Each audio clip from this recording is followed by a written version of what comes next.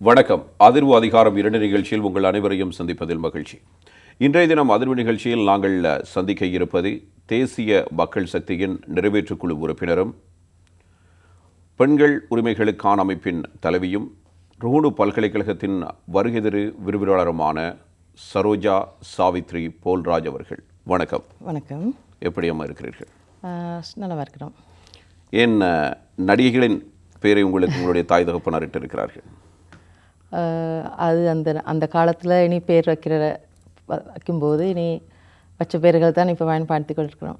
அந்த நடிகரோட ரசிகர்களாக? ஓ, அம்மா அப்பாலாம் இனி தமிழ் நடிகரோட தமிழ் பட ரசிக்கின்ற காலம்தானே அது. நீங்கள் பல்கலைக்கழகம் சென்ற ஒருவர். ஓ. தேசிய மக்கள் சக்தியில் எப்போது இணைந்திருக்கிறேன்? நான் நான் 83 காலகட்டத்தில் நாங்கள் இந்த இலங்கையில் இருந்த அந்த வன்செயல்களுக்கு நாங்கள் தாக்கங்களுக்கு முகம் கொடுத்தவங்க. இனி அந்த காலத்தில் நான் அந்த நேரத்தில் எனக்கு சிறு வயது இருந்த போதிலும் அந்த இனவாதத்தை எதிர்க்கணும், இந்த இனவாதத்தினால் பாதிக்கப்பட்ட அப்பாவி மக்களுக்கான ஏதாவது ஒரு நன்மை செய்யணும் என்ற அடிப்படை கொள்கை எனக்கு இருந்தது. அதுக்கு பிறகு நாங்கள் வளர்ந்து வந்த காலத்தில் இந்த நாட்டில் உள்ள இனவாத அரசியலை நாங்கள் கண்டிருக்கிறோம். தமிழ் இனவாதம், சிங்கள இனவாதம், அது மட்டுமல்லாமல் எல்லாருமே கலந்து இந்த மக்களுடைய பிரச்சனைகளை சுமூகமாக தீர்த்து மக்களுக்கு நன்மை அளிக்கிறதை தவிர்த்து அவங்களுடைய தேவைப்பாட்டுக்காக அரசியல் பயணத்தை எப்படி மேற்கொள்கின்றார்கள் என்றதை நாங்கள் பார்த்து வளர்ந்த மக்கள். நாங்கள் பல்கலைக்கழகத்துக்கு வரும்போது, உயர் படிப்புக்கு வரும்போது இந்த இருக்கின்ற சமூக பொருளாதார நிலைக்கு மாற்றான ஒரு அரசியல் முறை ஒன்று தேவை என்றதை நாங்கள் விளங்கி கொண்டோம். அந்த காலத்திலே தான் இந்த தேசிய மக்கள் சக்திக்கு முன்னே நாங்கள் ஜேவிபி என்றதை நாங்கள் பார்த்து நடவடிக்கைகளை பார்த்து அதில் அந்த சில நேரம் நாங்கள் பயந்து வாழ்ந்த காலம் அப்படின்ட்டு அந்த பேருக்கு பயந்த ஒரு சமுதாயம் இருந்தது, ஒரு காலம் இருந்தது. இந்த காலப்போக்கில் எடுத்துக்கும்போது இப்போது நாங்கள் இந்த கொள்கைவாத அரசியலை பார்க்கும்போது இந்த நாட்டுக்கு இப்போ தேவைப்படுகின்ற மாற்றத்தை ஏற்படுத்த முடிஞ்சது இது தானே நான் நினச்சி கொண்டேன். 1983ஆம் ஆண்டு உங்களுக்கு எத்தனை வயது? 6 வயசு. அப்போது நீங்கள் எங்கே இருந்தீர்கள்? நான் அப்போவும் மாத்திரையில் தான் இருந்தேன். நாங்கள் மாத்திரை அது சிங்கள மக்களுடைய சூழல். ஆனால் இருந்தாலும் அந்த சூழலில் அது ஒரு சந்தர்ப்பவாத அரசியல் அந்த சந்தர்ப்பவாத அரசியல் காரணத்தால் தான் எங்களுக்கு அப்போது ஒரு கடை ஒன்று இருந்தது. அந்த வன்செயல்கள் என்றதை நாங்கள் பார்த்துருந்தேன். நான் சின்ன பிள்ளையாக தான் இருந்தேன். அந்த இடத்துல ஸ்கூல் போகிற நேரத்தில் ஸ்கூல் புக்ஸு, நாங்கள் ஆசையாக இருந்த வீடு வாசல், அது மட்டுமல்லாமல் விளையாட்டு பொருட்கள் எல்லாத்தையுமே எங்களுடைய கண் முன்னவே எரித்து வீடெல்லாம் தரமட்டமான சம்பவங்கள் நாங்கள் அனுபவித்திருக்கிறோம். அந்த சின்ன வயசுலேயே மனசில் ஏற்பட்ட தாக்கங்கள் தான் இதை ஏதாவது இந்த இந்த இந்த சந்தர்ப்பவாதத்துக்காக, அது உள்ளது ஒரு வியாபார போட்டிக்காக நடந்ததுன்றது அந்த காலத்திலே நல்ல அடிமனதிலே பழுதிச்சிட்டு. இது ஒரு இனவாதம், ஒரு இனத்தால் இன்னொரு இனத்தை தாக்குறதையும் விடவும் அந்த வன்செயல் என்றது அந்த நல்லாவே பழகி கொண்டு இருக்கின்ற மக்கள் கூட ஒரு ஒரு சொற்ப நேரத்தில் ஆள் மாறாட்டம் செய்து கொள்கிறாங்க, மாறி விடுறாங்க. அந்த பொருளாதார அந்த போராமைத்தன்மை போட்டிகள், வியாபார போட்டிகள் காரணத்தால் எதிரிகளாக மாறிவிடுறாங்க. இதை அரசியல்வாதிகள் பயன்படுத்தி கொள்கிறாங்க. அதே நான் 2019 ஈஸ்டர் அட்டாக் நேரத்துலேயும் நாங்கள் அதை கண்டோம். இப்போ அது மறுபடியும் அந்த நேரத்தில் நடந்த சம்பவத்தை எதிரொலிக்கின்ற ஒரு விஷயமாக தான் நான் பார்க்குறேன். நீங்கள் பிறந்த இடமும் மாத்திரை தான்? நான் பிறந்த இடமும் மாத்திரை தான். ஏன்னா என் அப்பா வியாபாரம் செய்தவர், மாத்திரையில் வியாபாரம் செய்து கொண்டு. தாய் தகப்பன் இப்போ அம்மா அப்பா 2 பேருமே இல்லை. அவங்க எங்கள் அப்பா மாத்திரை டவுனில் தான் இருந்தவங்க. எங்கள் அப்பா இந்தியன், வியாபாரத்துக்காகத்தான் இலங்கைக்கு வந்திருக்கிறார். அம்மா ஜெஃப்னா, யாழ்ப்பாணம். சரி. உங்களுடைய கணவர்? அவர் மாத்திரை, அவர் இப்போ அவரும் வைத்தியராகத்தான் வேலை செய்கிறார். மாத்திரை ஹாஸ்பிட்டலில் வைத்தியராக இருக்கிறார். நீங்கள் ஆசிரியர் தொழிலை செய்து கொண்டு தேசிய மக்கள் சக்தியினுடைய அரசியல் பயணத்திலும் ஈடுபட்டு இருக்கின்ற வேலை செய்து கொண்டிருக்கிறேன். நீங்கள் எவ்வளவு காலம் அதனுடைய உறுப்பினராக இருந்திருக்கிறீர்கள்? நான் கிட்டத்தட்ட எடுத்தேன்டா ஒரு 20 வருஷமாகவே நான் இந்த ஜேவிபி அரசியலோட தேசிய மக்கள் சக்தியை ஆரம்ப காலத்திலே தேசிய மக்கள் சக்தி உருவாக்கும் போது 2018 வரையும் நான் இருந்திருக்கிறேன். 2018 இதுவரையும் இருந்திருக்கிறேன். 6 வருஷமாக. நீங்கள் இந்த நாட்டை ஆட்சி செய்த ஆட்சியாளர்கள் செய்த கொடுமைகள், அதனத்தில் ஏற்படுத்திய இன முரண்பாடுகள் பற்றி பேசினீர்கள். நீங்கள் இந்த ஆட்சியாளர்களை கண்டு பயந்திருக்கிறீர்கள். இவர்களுடைய மாறுபட்ட வேறு வகையிலான பச்சை நீலம் என்று மாறி மாறி வந்தாலும் இவர்களுடைய வன்கொடுமைகளுக்கு ஆளாகியிருக்கிறது, அது கண்கூடாக பார்த்திருக்கிறீர்கள். அதே நேரத்தில் நீங்கள் அச்சப்பட்டது போன்று ஜேவிபியை பார்த்து நாட்டு மக்கள் அச்சப்பட்ட காலமும் இருந்தது. அப்போது நீங்கள் அச்சப்படவில்லையா? அதில் வந்து உண்மையாகவே இந்த அரசியல் முறை என்றால் இப்போ நாங்கள் அந்த ஜேவிபியை பார்த்து ஒரு அச்சமடைகிற காலம் என்று சொன்னால் இலங்கையில் அந்த பொருளாதார சமத்துவம் இல்லாததன் காரணத்தால் அந்த இளைஞர்களுடைய எழுச்சியாகத்தான் நாங்கள் அந்த ஜேவிபியின் எழுச்சி என்பது நாங்கள் 88 89 காலகட்டத்தில் நாங்கள் அந்த எழுச்சியை நாங்கள் பார்க்கின்றோம். அந்த மக்கள் எழுச்சியை தரமட்டமாக்குவதற்கும் அதை மட்டம் தட்டுவதற்குமாக மேற்கொண்ட அரசியல் பயணத்தில் தான் இந்த முரண்பாடுகள் ஏற்பட்டு வன்செல் வரையும் தள்ளப்பட்டது. அது மட்டுமில்லாமல் அதுக்கு அப்பாற்பட்டு அந்த அந்த சில நேரம் இந்த சிறுபான்மை மக்களுக்கு விளைவுகள் ஏற்படுத்திய அரசாங்கமும் அதுக்கு சாக்கு வைத்து கொண்டு இது ஜேவிபியால் தான் செய்யப்பட்டது என்று இப்போ உதாரணமாக சொல்வதாக இருந்தால் யாழ் நூலகத்தை எரிப்பது சம்பவங்கள் எடுத்தவென்றால் அந்த நேரத்தில் இருந்த யுஎன்பி அரசாங்கத்தால் செய்யப்பட்டு அது இவங்களுக்கு பழி சுமத்தப்பட்டு ஒரு விஷயமாக இருக்குன்னா அவ்வாறான நிறைய விஷயங்களுக்கு பிறகுதான் இந்த அரசியலில் வந்து அந்த இளைஞர்களுடைய எழுச்சி தரமட்டமாக்கப்பட்ட சம்பவம். இப்போ 60,000 பேரை கொலை செய்து அதற்கு பிறகு ஆட்சி அமைத்து இந்த நாட்டில் அது ஒரு பீதியை மக்கள் மத்தியில் ஒரு பயத்தை உருவாக்கி அந்த கட்சியை மட்டம் தட்டுவதற்காகவும் அந்த தடை செய்வதற்கும் விதித்த அரசியல் 60,000 பேரை யார் கொலை செய்தார்கள்? அந்த இருதரப்பினர் அப்படி என்றால் அந்த அரசாங்கத்தால் ஜேவிபி தென் மாகாணத்தில் வாழ்ந்த ஜேவிபியும் செய்து அரசும் செய்து எப்படி 60,000 பேர் இருந்தாங்க அந்த நேரத்தில் 60,000 பேர் இரண்டு தரப்பு செயற்பாடுகளாலும் அதில் ஜேவிபி என்ற ஜேவிபியில் அந்த அரசியல் பயணத்தில் ஈடுபட்டவர்கள் என்று அரசாங்கத்தால் 60,000 பேர் கொலை செய்திருக்கிறாங்க. அதே நேரத்தில் மக்கள் மத்தியில் ஜேவிபி தொடர்பில் ஒரு அச்சமான ஒரு சூழலும் இருந்தது. உண்மையில் இந்திய எதிர்ப்பு தான் இதில் பிரதானமான விடயம். அப்படி இருக்கையில் இது நீங்கள் சிறுபான்மையினத்தவருக்கு எதிரான செயற்பாடு என்று நீங்கள் எப்படி கூறுகிறீர்கள்? இது பொருளாதார சிரமின்மை காரணமாகத்தான் இவ்வாறு ஒரு சூழ்நிலை வந்தது என்று. இப்படி தான் அதில் வந்து அந்த முக்கியமாக அந்த இந்திய ஆதிக்கத்துக்கு எதிராக செயற்பட்ட ஜேவிபி என்றது வந்து அந்த நேரத்தில் இருந்த சூழ்நிலை இலங்கையின் இறையாண்மைக்கு பாதிப்பு ஏற்படும் வகையில் தான் இந்தியா செயற்பட்டு கொண்டு வந்தது.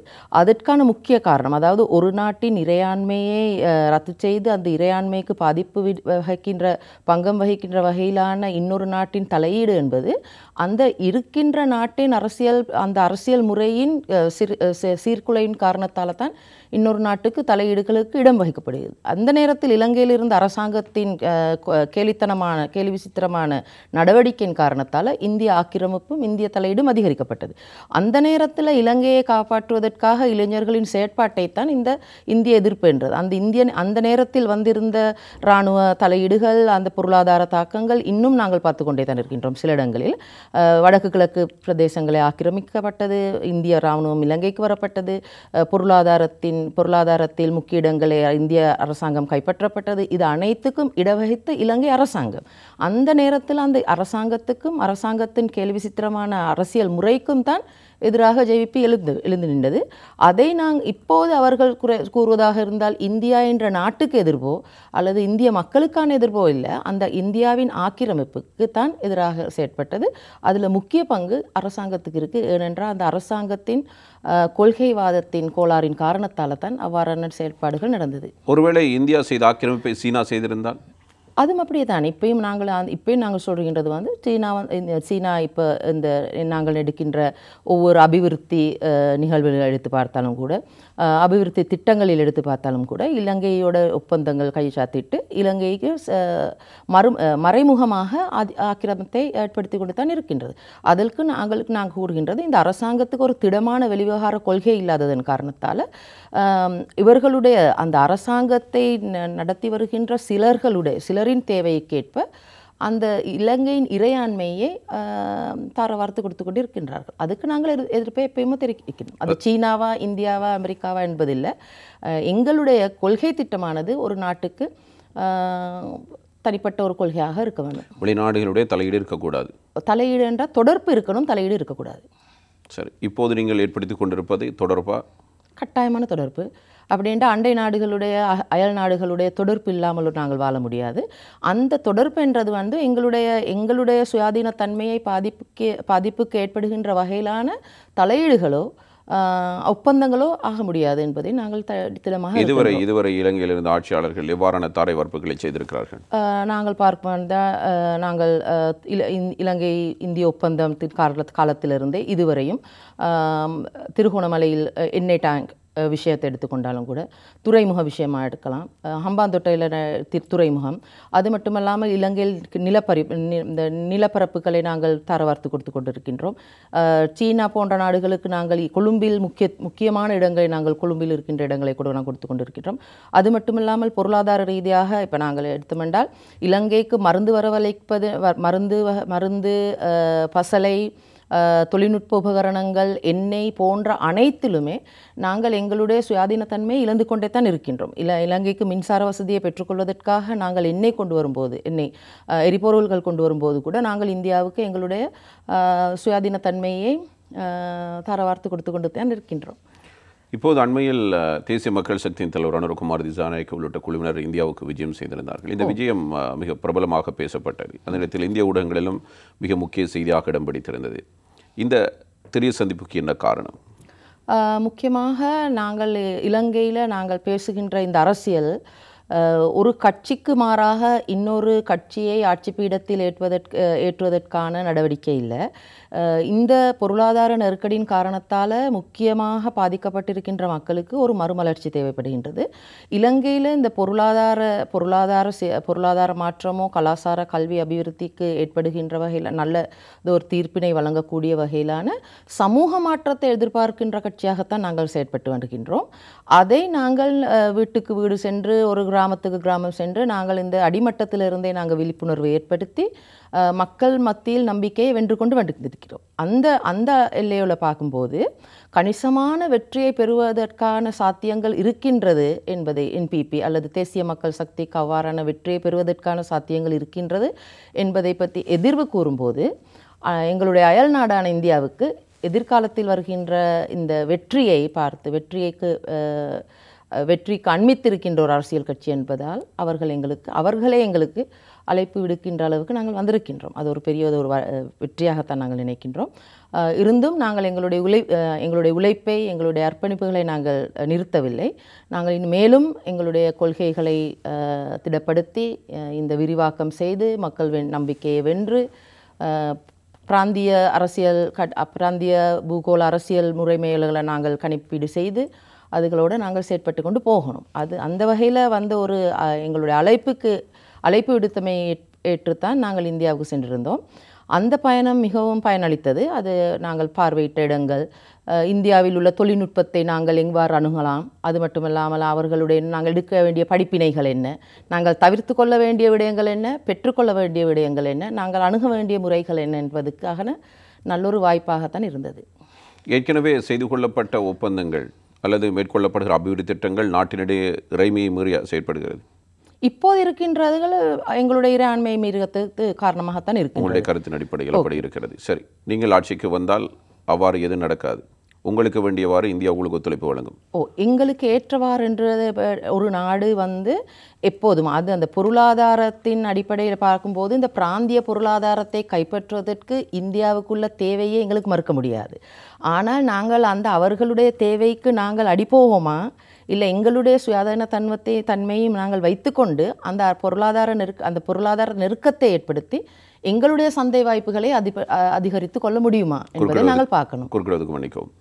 நீங்கள் சொல்வது எங்களுடைய நன்மை தான் எங்களுக்கு முக்கியம், எங்களுடைய குறிக்கோளை நாங்கள் யாரை பயன்படுத்தியும் செய்து கொள்ள வேண்டும் என்பது. ஆனாலும் இந்தியாவினுடைய வரலாற்றிலேயே எந்த நன்மையும் இல்லாமல் ஏதாவது ஒரு நாட்டுக்கு உதவி செய்திருக்கிறதா, வர்த்தக ஒப்பந்தங்களை செய்திருக்கிறதா? இப்படி பார்க்கும்போது இப்போ நாங்கள் கோவிட் நேரத்தில் கூட நாங்கள் இப்போ அதை மறக்க முடியாத ஒரு விடயமாக தான் சொல்லணும். அந்த ஆரம்ப கட்டத்தில் எங்களுக்கு இந்த தடுப்பூசிகள் வழங்கி எங்களுக்கு அளித்த நன்மை இந்த தடுப்புக்கான சில இடங்களில் நாங்கள் உறவு முறையாக நாங்கள் ஏற்படுத்தி கொண்ட தொடர்புகள் மறுக்க முடியாது. அவ்வாறு நாங்கள் ஏதாவது எங்கள் பிராந்திய பிரதேசங்களில் இருக்கின்ற நாடுகளுக்கு, ஒவ்வொரு நாடுகளே, பாகிஸ்தானாக இருக்கலாம், பங்களாதேஷ், நேபாள், அதே போன்ற இந்தியா, இந்த அந்நிய நாடு, எங்களுடைய சுற்றுவட்டத்தில் இருக்கின்ற நாடுகளோடு நாங்கள் அந்தந்த சந்தர்ப்பத்திற்கு ஏற்ப எங்களால் செய்ய முடிகின்ற தேவைப்படுகின்ற உதவிகளை நாங்கள் செய்ய வேண்டுமே போலவே எங்களுக்கு எவ்வாறான உதவிகள் அல்லது எங்களுக்கான அப்படி தொடர்புகள் தேவைப்படுகின்றதோ அது எங்களுடைய இறையாண்மைக்கு பாதிப்பு ஏற்படாத வகையில் நாங்கள் மேற்கொள்ள வேணும். சரி, நீங்கள் சொல்வது சரி, அதை ஏற்றுக்கொள்கிறேன். ஆனாலும் இந்தியா எமக்கு மாத்திரம் நன்மையை செய்யக்கூடிய விடயத்தை செய்யுமா என்பது என்னுடைய கேள்வி.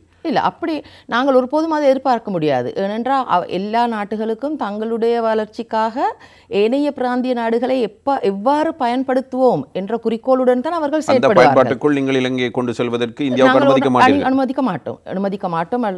மட்டுமல்லாமல் நாங்கள் அவ்வாறான கோழைத்தனமான அரசியல் ஈடுபடவும் முடியாது. ஏனென்றால் இந்த நாடு அவ்வாறான சீர்குலைவுக்கு தள்ளப்பட்டிருக்கு. இவ்வளவு காலம் 76 வருடங்களாக இந்த நாட்டை ஆட்சி செய்தவர்களால் வீழ்ச்சியடைந்திருக்கின்ற நாட்டை மீண்டும் ஒரு முறை இந்தியாவுக்கோ அல்லது வேறொரு நாட்டுக்கோ நாங்கள் தாரை வார்த்து கொடுத்துட்டு ஏமாந்துட்டு இருக்கின்ற கூடிய சூழலில் இப்போது நாடு இல்லை. இந்த நாட்டை கட்டியெழுப்பதற்காக என்ன நடவடிக்கை எடுக்க வேண்டும் என்றதை மட்டும்தான் நாங்கள் பார்க்க முடியும். நாங்கள் எந்த ஒரு சந்தர்ப்பத்திலும் நாங்கள் ஏமாந்து விட்டோம், தவறிவிட்டது, நாங்கள் பிழை விதைத்து விட்டோம் என்று சொல்ல முடியாது. அது ஆகையால் நாங்கள் எல்லாத்துடனும் அந்த நாங்கள் மேற்கொள்ள வேண்டிய நடவடிக்கைகளை பற்றி திடமான கொள்கையிலிருந்து தான் நாங்கள் செயற்பட வேணும். அதை நாங்கள் ஒரு கட்சியாக என்ற வகையில் நாங்கள் நிற்கிறோம். எந்த நாட்டினுடைய பொருளாதார கொள்கை மாதிரியை வைத்து நீங்கள் செயற்பட இருக்கிறீர்கள்? அப்படி சொல்ல முடியாது. ஏனென்றால் நாங்கள் ஒவ்வொரு நாடுகளுடைய நன்மை தீமைகளை நாங்கள் கலந்தாலோசித்து இலங்கைக்கான ஒரு தனிப்பட்ட பொருளாதார முறையை நாங்கள் உருவாக்கி கொள்ளணும். ஏனென்றால் எங்களுடைய இருக்கின்ற காலநிலை, மற்றது எங்களுடைய வளங்கள், இயற்கை வளம், மனித வளம், இது அனைத்தையுமே மையப்படுத்தி கொண்டு நாங்கள் இலங்கையில் இப்போது இருக்கின்ற நிலவரத்திலிருந்து மீண்டு வருவதற்கான ஒரு இலங்கைக்கே தகுந்த ஒரு பொருளாதார முறையை உருவாக்கி கொள்ளணும். இது எந்த அளவு தூரம் வெற்றி அளிக்கும் என்று நீங்கள் நம்புகிறீர்கள்? ஏனென்றால் இது முக்கியமாக நாங்கள் இப்போது NPP என்ற வகையில் நாங்கள் இந்த கூட்டுறவு சங்கங்களை நாங்கள் வெற்றி பெற்றிருக்கின்றோம். அது மட்டுமில்லாமல் அந்த இலங்கையில் இருக்கின்ற விவசாயத்துறையில் ஈடுபடுகின்ற மக்கள், மீனவர்கள், விவசாயிகள் போன்ற அனைவருடன் நாங்கள் கலந்து ஆலோசிப்பது, அது மட்டுமில்லாமல் அவர்களுடைய பிரச்சனைகளை கண்டறிவது எல்லாத்தையும் எடுத்து பார்க்கும்போது இலங்கையில் பொருளாதாரத்தில் பாரிய அளவு நாங்கள் எங்களுடைய அன்றாட பாவனை பொருட்கள், உணவுப் பொருட்களுக்காக நாங்கள் வெளிநாடுகளுக்கு செலவு செய்து கொண்டே இருக்கின்றோம். ஆகவே எங்களுடைய கொள்கை திட்டத்தில் முக்கியமானது இலங்கை விவசாயத்தை மீண்டும் கட்டியெழுப்ப வேணும். இலங்கையில் விவசாயத்தை, அதாவது அத்தியாவசிய உணவுப் பொருட்களை நாங்கள் ஒரு பங்கு, முழு பங்கையும் என்று சொல்ல முடியாது, ஒரு பங்காவது நாங்கள் மிக விரைவில் இலங்கையிலே உற்பத்தி செய்யும் அளவுக்கு பொருளாதாரத்தில் மாற்றம் ஏற்படுத்திக் கொள்ள வேணும். அத்தோடு இந்த விவசாயத்துறையில் மீன்பிடித்துறை, மற்றது உற்பத்தி பொருட்கள் அனைத்திலுமே எங்களுக்கான ஒரு பங்கை நாங்கள் எடுத்துக்கொண்டோம் என்றால் இந்த நாட்டில் இருக்கின்ற அந்த முறையை நாங்கள் சொல்வது மக்களை இந்த பொருளாதார திட்டத்துக்குள்ள, இந்த பொருளாதார பொறிமுறைக்குள் நாங்கள் உள்வாங்கணும். ஏனென்றால் இப்போ இருக்கின்ற இந்த நாட்டில் இப்போது இருக்கின்ற பொருளாதார நிலை மக்கள் ஒரு பக்கம் தள்ளப்பட்டு இந்த வியாபாரிகள் கொஞ்சம் பேர் கையில் மையப்படுத்தி கொண்டிருக்கின்ற பொருளாதாரமாக தான் இருக்கின்றது. அந்த பொருளாதாரத்தின் இயங்கி வருகின்ற லாபம் அந்த நாட்டு பிரதேசங்கள் இருக்கின்ற, ஊர் பிரதேசங்களில் இருக்கின்ற மக்களை வந்தடைவதாக இல்லை. ஆகவே அவர்கள் அந்த விவசாயத்திலிருந்து தூரத்தள்ளப்பட்டு இருக்கின்றார்கள், மீனவத்துறையில் இருக்கின்றவர்கள் பாதிக்கப்பட்டிருக்கின்றார்கள், சந்தை வாய்ப்புகளை இழக்கப்பட்டிருக்கின்றார்கள். இது சிங்களமா தமிழா முஸ்லிமா என்றதில்லை, யாருக்குமே இந்த சந்தை வாய்ப்புகள் இல்லாத, தங்களுடைய அறுவடைக்கு ஒரு சந்தை இல்லாத, விலை இல்லாத அவ்வாறான சூழ்நிலையில் தான் இருக்கின்றார்கள். ஆகவே எங்களுடைய பொருளாதாரமானது அன்றாட வாழ்வில் தங்களுடைய தங்கள் இவ்வளவு காலமும் ஈடுபட்டிருந்த துறைகளில் தங்களுடைய தொழில் வாய்ப்பினை செய்து கொள்வதற்கு இடமளிக்க வேணும். அந்தந்த துறைகளில் அவர்களுடைய உற்பத்திக்கான சந்தை வாய்ப்பினை ஏற்படுத்த வேணும். அந்த சந்தை வாய்ப்புகளில் இருக்கின்ற லாபத்தை மக்களுக்கே வந்தடைவதற்கான பொருளாதார விரிவாக்கம் ஒன்று செய்ய வேணும். அப்போது தான் மக்களுடைய கையில் பணம் புழங்குகின்ற சூழ்நிலை வந்தால் தங்களுடைய வாழ்க்கையை கட்டியெழுப்பும் வகையில் மக்களால் அனைவருமே சந்தோஷமாக இருப்பார்கள். அவ்வாறான அந்த பொருளாதார திட்டத்தை ஏற்படுத்தாமல் நாங்கள் அரசாங்கம் என்ற வகையில் காசை அச்சிட்டு நாங்கள் நிவாரணம் வழங்குவதாக, அந்தந்த நேரத்தில் 10 கொத்து அரிசி 20 கொத்து அரிசி தாரம் என்றதோ, அல்லது ஒரு தகரத்துக்கு நாங்கள் ஒரு பொருட்பொதிக்கு நாங்கள் இந்த வாக்குகளை சுரண்டி இவ்வளவு காலமான இந்த போலியான இந்த அரசியல் முறையைத்தான் நாங்கள் மாற்றணும். அதுக்காகத்தான் நாங்கள் தேசிய மக்கள் சக்தி இயங்கி வருகின்றோம். தேசிய மக்கள் சக்தி கொள்கை அளவில் பேசுகின்ற விடயங்களை செயற்பாட்டு ரீதியில் கொண்டு வருவது சாத்தியமானதா? கண்டிப்பாக சாத்தியமாக இருக்குது. ஏனென்றால் நான் ஆரம்பத்தில் இப்போ நான் முன்னே சொன்ன மாதிரி அதற்காக இந்த விவசாயத்துறையிலோ மீன்பிடித்துறையில் ஏனைய உற்பத்தி துறையில் ஈடுபட்டிருக்கின்ற மக்களுக்கு சந்தை வாய்ப்புகளை ஏற்படுத்துவதற்காக நாங்கள் இந்த கூட்டுறவு சங்கங்களை நாங்கள் எடுத்திருக்கின்றோம். அந்த கூட்டுறவு சங்கங்கள் இருக்கின்ற அந்த தொழிற்சாலைகள், அந்த விற்பனை நிலையங்கள் அனைத்தையும் நாங்கள் விரிவாக்கம் செய்து புதியதோ தொழில்நுட்பத்தை நாங்கள் அறிமுகப்படுத்த வேண்டும். அவ்வாறான நிலைக்கு நாங்கள் எங்களை தயார்படுத்தி கொண்டிருக்கின்றோம். நாங்கள் அந்த பொருளாதார விரிவாக்கத்துக்கு நாங்கள் தயாராகி இருக்கின்ற மட்டுமல்லாமல் தொழில்நுட்ப வசதிகள் விவசாயிகளுக்கு நாங்கள் இந்த மாவட்டகம கூட்டுறவு சங்கத்தை ஊடாக அந்த பிரதேசங்களில் விவசாயத்துறையில் ஈடுபடுகின்றவர்களுக்கு நாங்கள் அந்த தொழில்நுட்ப வசதிகள் தொழில்நுட்ப அனுபவங்களை நாங்கள் கொடுத்து வருகின்றோம். விஞ்ஞான ரீதியான அந்த ஆலோசனைகளை வழங்கி வருகின்றோம். அறுவடையை அபிவிருத்தி செய்வதற்கான நடவடிக்கைகளை கொண்டு வந்திருக்கின்றோம். களஞ்சியப்படுத்தலுக்கு நாங்கள் அவர்களுக்கு இடமளிக்கின்றோம். அது மட்டுமல்லாமல் நாங்கள் எடுத்தோமென்றால் இந்த பொருளாதார நிலையில் இந்த 76 வருடங்களாக இலங்கையை ஆட்சி செய்த அரசியல்வாதிகளுக்கு இருக்கின்ற முக்கியமான பொருளாதார கொள்கைகள் என்னவென்று பார்த்தால் இலங்கை மக்கள் மீது வரி சுமத்துவதும் இலங்கையில் இருக்கின்ற இயற்கை வளங்கள் அனைத்தையுமே விற்பனை செய்வதும் வெளிநாடுகளிலிருந்து கடன் வாங்குவதையும் தவிர இந்த நாட்டில் உற்பத்தியை அபிவிருத்தி செய்வதற்கான எந்த ஒரு நடவடிக்கையும் எடுக்க இல்லை. இந்த ரசாயன பசலையா சேதனை பசலையா பயன்படுத்துவது என்று வந்த கோளாறின் காரணத்தால் இந்த இலங்கையில் வாழ்கின்ற அனைத்து விவசாயிகள் இன்னமும் வயிற்றுக்கு அடிக்கப்பட்ட சூழல் இருக்கின்றது. அப்போது அவர்களுடைய வாழ்வாதாரம் குறையப்பட்டு அவர்களுடைய அத்தியாவசிய தேவைப்பாடுகளை ஒன்றும் பூர்த்தி செய்து கொள்ள முடியாமல் குழந்தைகளுடைய கல்வி சீர்குலையப்பட்டிருக்கு, பொருளாதாரம் சீர்குலையப்பட்டிருக்கு, சுகாதார வசதிகள் பெற்றுக்கொள்ள முடியாமல் இருக்கின்றார்கள், அடிப்படை உரிமைகள் மீறப்பட்ட மக்களாக இருக்கின்றார்கள். இப்போது இப்படி இருக்கும்போது இலங்கை நாட்டுக்கு இவ்வளவு காலமும் இந்த பொருளாதார முறை என்னவென்று சொன்னால் மேலும் மேலும் மக்கள் மீது வரியை சுமத்தி கொண்டே இருக்கின்றார்கள். இல்லாவிட்டால் இலங்கையில் இருக்கின்ற இயற்கை வளங்கள் அனைத்தையுமே வெளிநாடுகளை விற்றுக்கொண்டே இருக்கின்றார்கள். அடுத்தது தான் வெளிநாடுகளிலிருந்து கடன் வாங்கி அவர்களுடைய தேவைப்பாடுகளை செய்கிறார்கள் தவிர அபிவிருத்தி திட்டங்களை ஏற்படுத்தி அந்த அபிவிருத்தி திட்டங்களுக்கு மக்களையும் உபயோகித்து கொண்டு மனித வளத்தையும் பயன்படுத்தி அந்த அபிவிருத்தியின் ஏற்படுகின்ற லாபத்தை இலங்கை அபிவிருத்திக்கு பயன்படுத்தி அந்த கடனையும் அடைப்பதாக இருந்தால் வெளிநாட்டு கடன்கள் என்றது பிரச்சனை இல்லை. ஆனால் இப்போது நடந்திருக்கின்றது நாங்கள் வெளிநாடுகளிலிருந்து கடன் வாங்கி கொண்டு அரசாங்கத்தில் இருக்கின்ற அவர்கள் தங்களுடைய தனிப்பட்ட தேவைகளுக்காக பயன்படுத்தி கொண்டிருக்கின்றார்கள். அந்த கடன் சுமை கூட மக்கள் மத்தியில் தான் சுமத்தப்பட்டிருக்கு. இந்த முறையின் காரணத்தால் எவருக்குமே இலங்கையில் இருக்கின்ற எந்த ஒரு மக்களுக்குமே தலை தூக்க முடியாத சூழ்நிலைக்கு தள்ளப்பட்டிருக்கு. இதுதான் நாங்கள் முக்கியமாக தவிர்த்து கொள்ளணும். இந்த எதிர்வருகின்ற எந்த ஒரு தேர்தலிலும் ஊடாக கூட நாங்கள் எதிர்பார்க்கின்றது இந்த பொருளாதார முறை நீடித்தால் எவருக்குமே வாழ முடியாத சூழ்நிலை. சுரண்டப்படுகின்ற மக்களை வரிகளால் சுரண்டப்படுகின்ற, பெண்களை பாலியல் ரீதியாக சுரண்டப்படுகின்ற, உழைப்பை சுரண்டப்படுகின்ற இந்த முறைமையை மாற்றி நிம்மதியாக வாழக்கூடிய ஒரு சூழலை முதன்மையாக நாங்கள் உருவாக்கி கொள்ளணும். அதற்கு பிறகுதான் நாங்கள் மேலதிகமான தொழில்நுட்ப அபிவிருத்தி மற்றது நாங்கள் எங்களுடைய பிராந்திய வலயங்களில் இருக்கின்ற பிரச்சனைகள் இன ரீதியான எங்களுக்கு இருக்க பிரச்சனைகளை நாங்கள் தீர்ப்பதற்கான நடவடிக்கை எடுக்கணும். நாட்டினுடைய பொருளாதார நிலைமை வைத்து பார்க்கிற பொழுது நீங்கள் சொல்கின்ற கொள்கை முறை அல்லது பொருளாதார கொள்கையை அமுல்படுத்துவது என்பது இடித்த வீச்சிலே செய்ய முடியாது. அதற்கு ஒரு குறிப்பிட்ட காலம் தேவைப்படுது. உங்களுக்கும் கடன் எடுக்க வேண்டிய தேவை வரும் வெளிநாடுகளிலிருந்து, நீங்களும் வரியை அதிகரிக்க வேண்டிய ஒரு சூழ்நிலை வரும். இப்போது இருக்கிற நிலையிலிருந்து அல்லது அப்படியே தக்க வைத்துக் கொள்வதாக இருந்தால் இதை பேண வேண்டும். நீங்கள் ஒரு 6 மாதத்துக்கோ ஒரு வருடத்துக்கோ பேண வேண்டிய ஒரு தேவை இருக்கிறது. இப்படியே போனால் உங்களுடைய பொருளாதார கொள்கையில் முழுமையான ஒரு மாற்றத்தை ஏற்படுத்தி இலங்கையில் உங்களுக்கு எவ்வளவு காலம் எடுக்கும்? அது உண்மையாக எடுத்தோம் என்று சொன்னால் இப்போ நாங்கள் அறவிடுகின்ற வரிகளையும் இலங்கைக்கு நாங்கள் அந்நிய செலாவணி ஈட்டிக்கொள்கின்ற விதம், அது மட்டுமல்லாமல் நாங்கள் இலங்கைக்கு தேசிய வருமானத்தை பெற்றுக்கொள்கின்ற விதம் அனைத்தையும் எடுத்து பார்க்கையில் இலங்கைக்கு வருகின்ற வருமானம் எங்களுடைய நாட்டு மக்களை கட்டிக்காக்க நன்றாக போதுமான அளவில் இருக்கின்றது.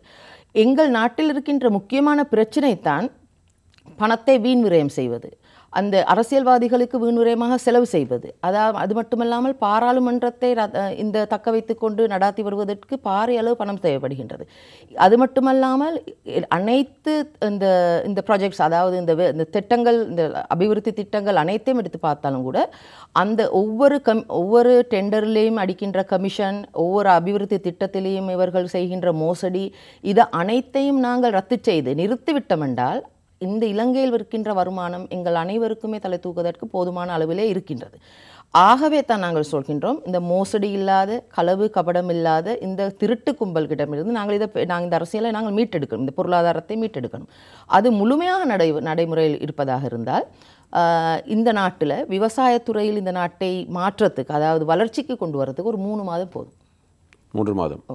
விவசாயத்துறையில் நாங்கள் இந்த விவசாய அபிவிருத்திக்கு நாங்கள் முக்கியத்துவம் கொடுத்தோம் என்றால் விவசாயம், மீன்பிடித்துறை, அது மட்டுமல்லாமல் பண்ணை தொழில், அது இந்த ஏனைய கைத்தொழில்கள் அனைத்தையுமே 3 மாதங்களுக்குள்ள சீரான நிலைக்கு கொண்டு வர முடியும். என்னென்னா இலங்கையில் இந்த விவசாய உற்பத்திகளுக்கு நெல் விதைப்பதிலிருந்து ஏனைய பயிர் விதை வரையுமே தேவைப்படுகின்றது. ஒரு 3 மாத காலங்கள் தான் தேவைப்படுகின்றது.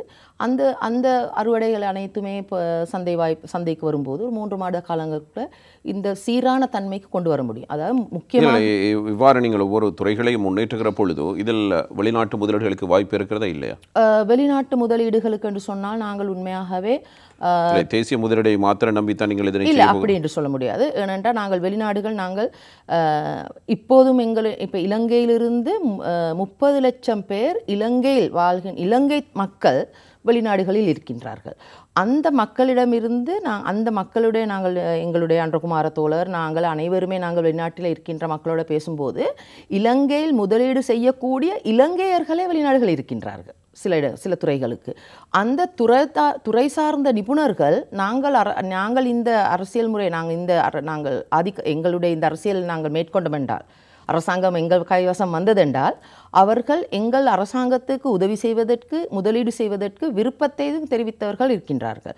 ஆகவே விவசாயத்துறையில், தொழில்நுட்பத்துறையில், அது மட்டுமல்லாமல் இந்த கைத்தொழில் அபிவிருத்திக்கு, பால் பண்ணைகளுக்கு, அது மட்டுமல்லாமல் இலங்கையில் இருக்கின்ற ஏனைய தேசிய உற்பத்தி விதிகளுக்கு அவர்களுடைய ஆதரவு தெரிவிப்பதற்கு இப்போவும் தயாராகத்தான் இருக்கின்றார்கள். அது மட்டுமல்லாமல் நாங்கள் எங்களுக்கு இல்லாத, அதாவது நான் ஒரு உதாரணமாக கூறுவதாக இருந்தால் இந்த ஹம்பாந்தோட்ட துறைமுகம் இப்போது எமக்கு ஒரு தேசிய வருமானத்தை ஈட்டி தரும் மையமாக இல்லை. ஆனாலும் எங்களுக்கு இதை எவ்வாறு பிராந்திய அபிவிருத்திக்கு மட்டுமல்லாமல் எங்கள் நாட்டின் பொருளாதார அபிவிருத்திக்கு எவ்வாறு பயன்படுத்த முடியும் என்பதை பற்றி தொழில்நுட்பத்தை நாங்கள் பேண வேண்டும். ஏனைய நாடுகளிலிருந்து நாங்கள் இதர் தொழில்நுட்ப வசதிகளை நாங்கள் பெற்றுக்கொள்ள வேண்டும். விஞ்ஞானபூர்வமான ஆலோசனைகள் எங்களுக்கு தேவைப்படுகின்றது. முதலீடு என்பது பணம் மட்டுமல்ல. ஹம்பாந்தோட்டை துறைமுகம் இப்பொழுது சீனாவுக்கு தாரை வார்க்கப்பட்டதாக ஜேவிபி தான் குற்றம் சுமத்தியது. நீங்கள் வேறு நாட்டிலிருந்து எப்படி நாங்கள் அப்படி தொழில்நுட்ப வசதிகளை பெற்றுக்கொள்வதற்கு நாங்கள் இப்போ ஜப்பான் போன்ற சீனா விட்டு விடுமா? அதுக்கு நான் சொல்வது இப்போ நாங்கள் எங்களுடைய அரசாங்கத்தின் நாங்கள் வந்ததுக்கு பிறகு முக்கியமாக இல்லை இந்த ஒப்பந்தங்களை ரத்து செய்து விடுவீர்கள் இல்லையா? அப்படின்டா இதில் இப்படித்தான் நாங்கள் அதுக்கான நான் இப்போதும் நாங்கள் அதை பற்றி நாங்கள் பேசிக்கொண்டு தான் இருக்கின்றோம் எங்கள் கட்சிக்குள்ள. ஹம்பாந்தோட்டை நீங்கள் வைத்துக் கொள்ள வேண்டும், கிழக்கு கொழும்பு கிழக்கு துறைமுக பகுதியும் வைத்துக் கொள்ள வேண்டும். எங்களுக்கு இந்தியாவுக்கு கொடுப்பதற்கு எதிர்ப்பு இருக்குது. கட்டாயமா இருக்கு. எல்லாம் நீங்களே உங்களுடைய அரசாங்கமே வைத்துக்கொண்டு அது நாங்கள் திடீரென்று எடுக்கின்ற நடவடிக்கை, அதாவது நாங்கள் எங்களுடைய முதல் 3 மாதங்களுக்குள்ள எடுக்கின்ற நடவடிக்கைகளுக்கு இது அனைத்தையுமே உள்வாங்க முடியாது. நாங்கள் ஒரு படிப்படியாக நாங்கள் நாங்கள் திட்டமிட்டு இருக்கின்ற முறைமைகளை எடுத்து பார்க்கும்போது இந்த வெளிநாடுகளுக்கு தரை வார்த்து கொடுக்கப்பட்ட இந்த இடங்களை நாங்கள் இவ்வாறு எடுக்கணும், அதுக்கான பேச்சுவார்த்தைகளை நடத்தணும் என்றது எங்களுடைய அடுத்த கட்ட நடவடிக்கை. தேசம் தனிமைப்படுத்தப்படாதா? இல்லை, அப்படி தேசம் தனிமைக்கு அப்படியான இடவசதிகள் இல்லை என்றதான் இது முதன்மையாக நாங்கள் இந்த பேச்சுவார்த்தைகளின் போது இந்த அன்றகுமார தோழருடைய இந்திய விஜயத்தை பார்க்கும்போது அவ்வாறான விஷயங்கள் நாங்கள் ஒன்றும் பேச இல்லை. நாங்கள் முதலாக கண்காணித்து கொண்டு வந்த விஷயங்கள், பார்வையிட்ட விடயங்கள் அனைத்தையும் வைத்து நாங்கள் எதிர்காலத்தில் இந்த நடவடிக்கைகளை எப்படி மேற்கொள்ள வேண்டும் என்பதை பற்றி நாங்கள் கட்சி ஆலோசித்து கொண்டு இருக்குது. அமெரிக்க தூதுவர் ஜூலி சங்கினுடைய ஏற்பாட்டில் தான் இந்த சந்திப்பு நடந்ததாக சொல்லப்படுகிற கருத்து பொய்யா? அது அவ்வாறான அப்படி வதந்தி அனுப்பப்படுகிறது. அமெரிக்காவால் ஏற்படுத்தின ஒரு உறவாகத்தான் இது வந்தது இல்லை. உண்மையாகவே எங்களுடைய இந்த எதிர்வு இலங்கையில் இந்த வாட் பேஸ் பற்றி வந்திருக்கின்ற எதிர்வு கூறல் காரணமாக எடுத்து பார்க்கும்போது அனைவருக்குமே விளங்குது அடுத்த ஆட்சி தேசிய மக்கள் சக்திக்கு வருவதற்கான சாத்தியக்கூறுகள் இருக்கு. சரி, உங்களிடம் வளம் இருக்கிறது, உங்களுடைய அதிகாரம் வரப்போகிறது, உங்களுக்கு பலம் இருக்கிறது. இன்னும் ஒரு நாடு உங்களை நாடி வருவதென்றால் அவர்களுக்கு நன்மை இல்லாமல் வருவார்களா என்ற ஒரு கேள்வி எழுகிறது அல்லவா? அது அவர்களுடைய நாங்கள் தெளிவாக இருக்கின்றோம். தேசிய மக்கள் சக்தியின் தலைவர் அனுரகுமார் திசாநாயக்க அவர்களுடைய பயணத்திற்கும் அரசாங்கத்துக்கும் எந்த விதமான தொடர்பும் இல்லை. இந்த அரசாங்கத்துக்கு இல்லை. அப்படியானால் ஏன் இந்தியாவுக்கான இலங்கை உயர்ஸ்தானிகர் உங்களுடைய கட்சி பிரமுகர்களை வரவேற்பதற்கு செல்ல வேண்டும்? அது நான் அது முதலாவது சொல்ல வேணும். அது அவர் பார்வையிட வந்தாரே தவிர வரவேற்பதற்கு வர இல்லை. ஆரம்ப நேரத்தில், அதாவது 5ஆம் தேதி இந்தியாவுக்கு விஜயம் செய்த போது இந்தியா தூதுவர், அந்த இந்திய உயர்ஸ்தானிகரால் அப்படி இலங்கைக்கான இந்திய உயர்ஸ்தானிகர் வர இல்லை. மறுநாள் தான் வந்து சந்திக்க வந்திருந்தார். வரவேற்பதற்காக இந்திய வெளிவிவகார அமைச்சருடனான ஒரு குழு தான் வந்திருந்தது. சரி, இதே நேரம் இந்த பயணத்தை ஏன் மறைத்து வைத்திருந்தீர்கள்? மறைத்து வைத்து உங்களுடைய கட்சி வெளிப்படையானது, எல்லோரையும் வெளிப்படையாக விமர்சிக்கிறீர்கள். ஏன் இந்த பயணம் மறைத்து வைக்கப்பட்டிருந்தது? அங்கு போய் இறங்கியதற்கு பிறகுதான் செய்தியே வெளியாகிறது. இல்லை, அது ஒரு திடீர் விஜயம், திடீரென மேற்கொள்ளப்பட்ட விஜயம், முன்னேற்பாடு இல்லை, திடீர் விஜயம். திடீர் விஜயம் என்றால் திடீரான வந்து அழைப்பு உண்டு. அதாவது நாங்கள் அது விஜயம் ஒன்று மேற்கொள்வதற்கான அவர்கள் அழைப்பு விடுத்திருந்தார்கள். நாங்கள் கொடுத்திருந்த விடயம் வந்து நாங்கள் ஒரு இந்த மாதம் 20ஆம் தேதி அளவில் போகலாம் என்று. அவர்களுடைய வெளிவிவகார அமைச்சர் வேறொரு நாடுக்கு செல்வதாக கூறுவதன் காரணத்தால் தான் 5ஆம் தேதியிலிருந்து 9ஆம் தேதி வரையிலான 5 நாட்களையும் தெரிவு செய்யப்பட்டது. அதனோடு பல்வேறு தரப்பு அஜித் தோவல், அதே நேரத்தில் முக்கியமான அமைச்சர்கள் எல்லோரும் சந்தித்திருக்கிறார்கள். நல்ல விஷயம். சரி, இதே நேரம் நீங்கள் ஒரு முக்கியமான விடயத்தை உங்களுடைய கருத்து முன்வைப்பிலே கூறியிருந்தீர்கள். ஒரு கருத்து கணிப்பின் அடிப்படையில் எங்களுக்கு இருக்கிற செல்வாக்கினை பார்த்து இவர்கள் அழைப்பு கொடுத்தார்கள். அது என்ன கருத்து கணிப்புன்னு தெரிந்து கொள்ள முடியுமா? அதாவது நாங்கள் இப்போ உங்களுடைய கட்சி எடுத்த கருத்து கணிப்பா? இல்லை, ஹெல்த் பாலிசிஸ், அதாவது அது வேறொரு நிறுவனத்தால் தான் நடத்தப்பட்டது. அந்த கருத்து கணிப்பின் அடிப்படையில் தான் அந்த எங்களுக்கான கணிசமான வெற்றி கிடைக்கப்படும் என்றதை பற்றி கூறப்பட்டிருக்கிறது, எதிர்வு கூறப்பட்டிருக்கு. நாங்களும் நடத்தியிருக்கின்றோம் நாங்கள் அப்படியான கருத்து கணிப்பீடுகள்.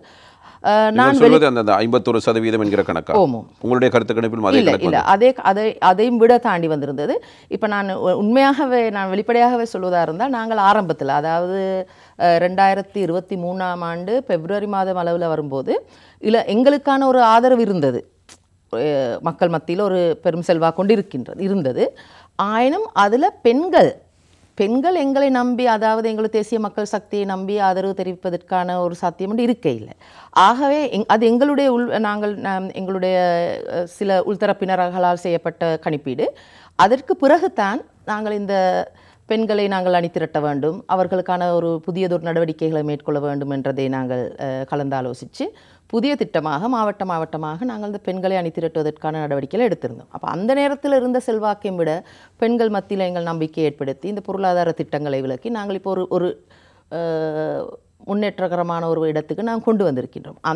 அதே மாதிரி சிறுபான்மைகள் மத்தியில் எங்களுக்கான செல்வாக்கு எவ்வாறு இருக்கின்றது, பெண்கள் எப்படி எங்களை நம்பியிருக்கின்றார்கள், இளைஞர்களை எங்களை எப்படி வரவேற்கின்றார்கள் என்றதை பற்றி நாங்கள் ஒரு கட்சி என்ற வகையில் நாங்கள் பல்கலைக்கழக மாணவர்களை, அடுத்தது ஒவ்வொரு பிரதேசங்கள் இருக்கின்ற மக்களுடைய இனம் மதம் போன்ற அந்த கணிப்பீட்டுகளுக்கு நாங்கள் பயன்படுத்துகின்ற சாம்பிள்களை எடுத்து நிறைய நாங்கள் அப்படியான ஒவ்வொரு தளங்களில் செய்திருக்கிறீர்கள். அனைத்திலுமே உங்களுக்கு வெற்றி கிடைத்திருக்கிறது.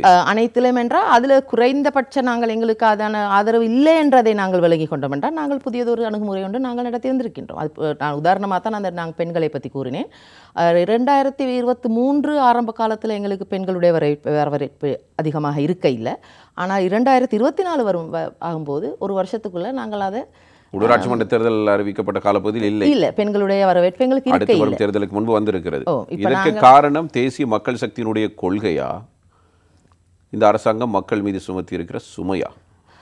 அது ரெண்டும் காரணமாக இருக்குது. ஏனென்றால் இந்த இலங்கையில் இருக்கின்ற மக்கள் எப்போதுமே தங்களுடைய அரசியல் பயணத்தை, அல்லது நாங்கள் வாக்களிக்கும் போது இலங்கை மக்களுக்கு நாங்கள் ஏன் வாக்களிக்கின்றோம் என்ற கொள்கை, அதாவது தங்களுக்கு எதுக்கு வாக்களிக்க வேணும், நாங்கள் ஏன் வாக்களிக்கின்றோம் என்றதை பற்றி அவர்களுக்கான விழிப்புணர்வு குறைவு.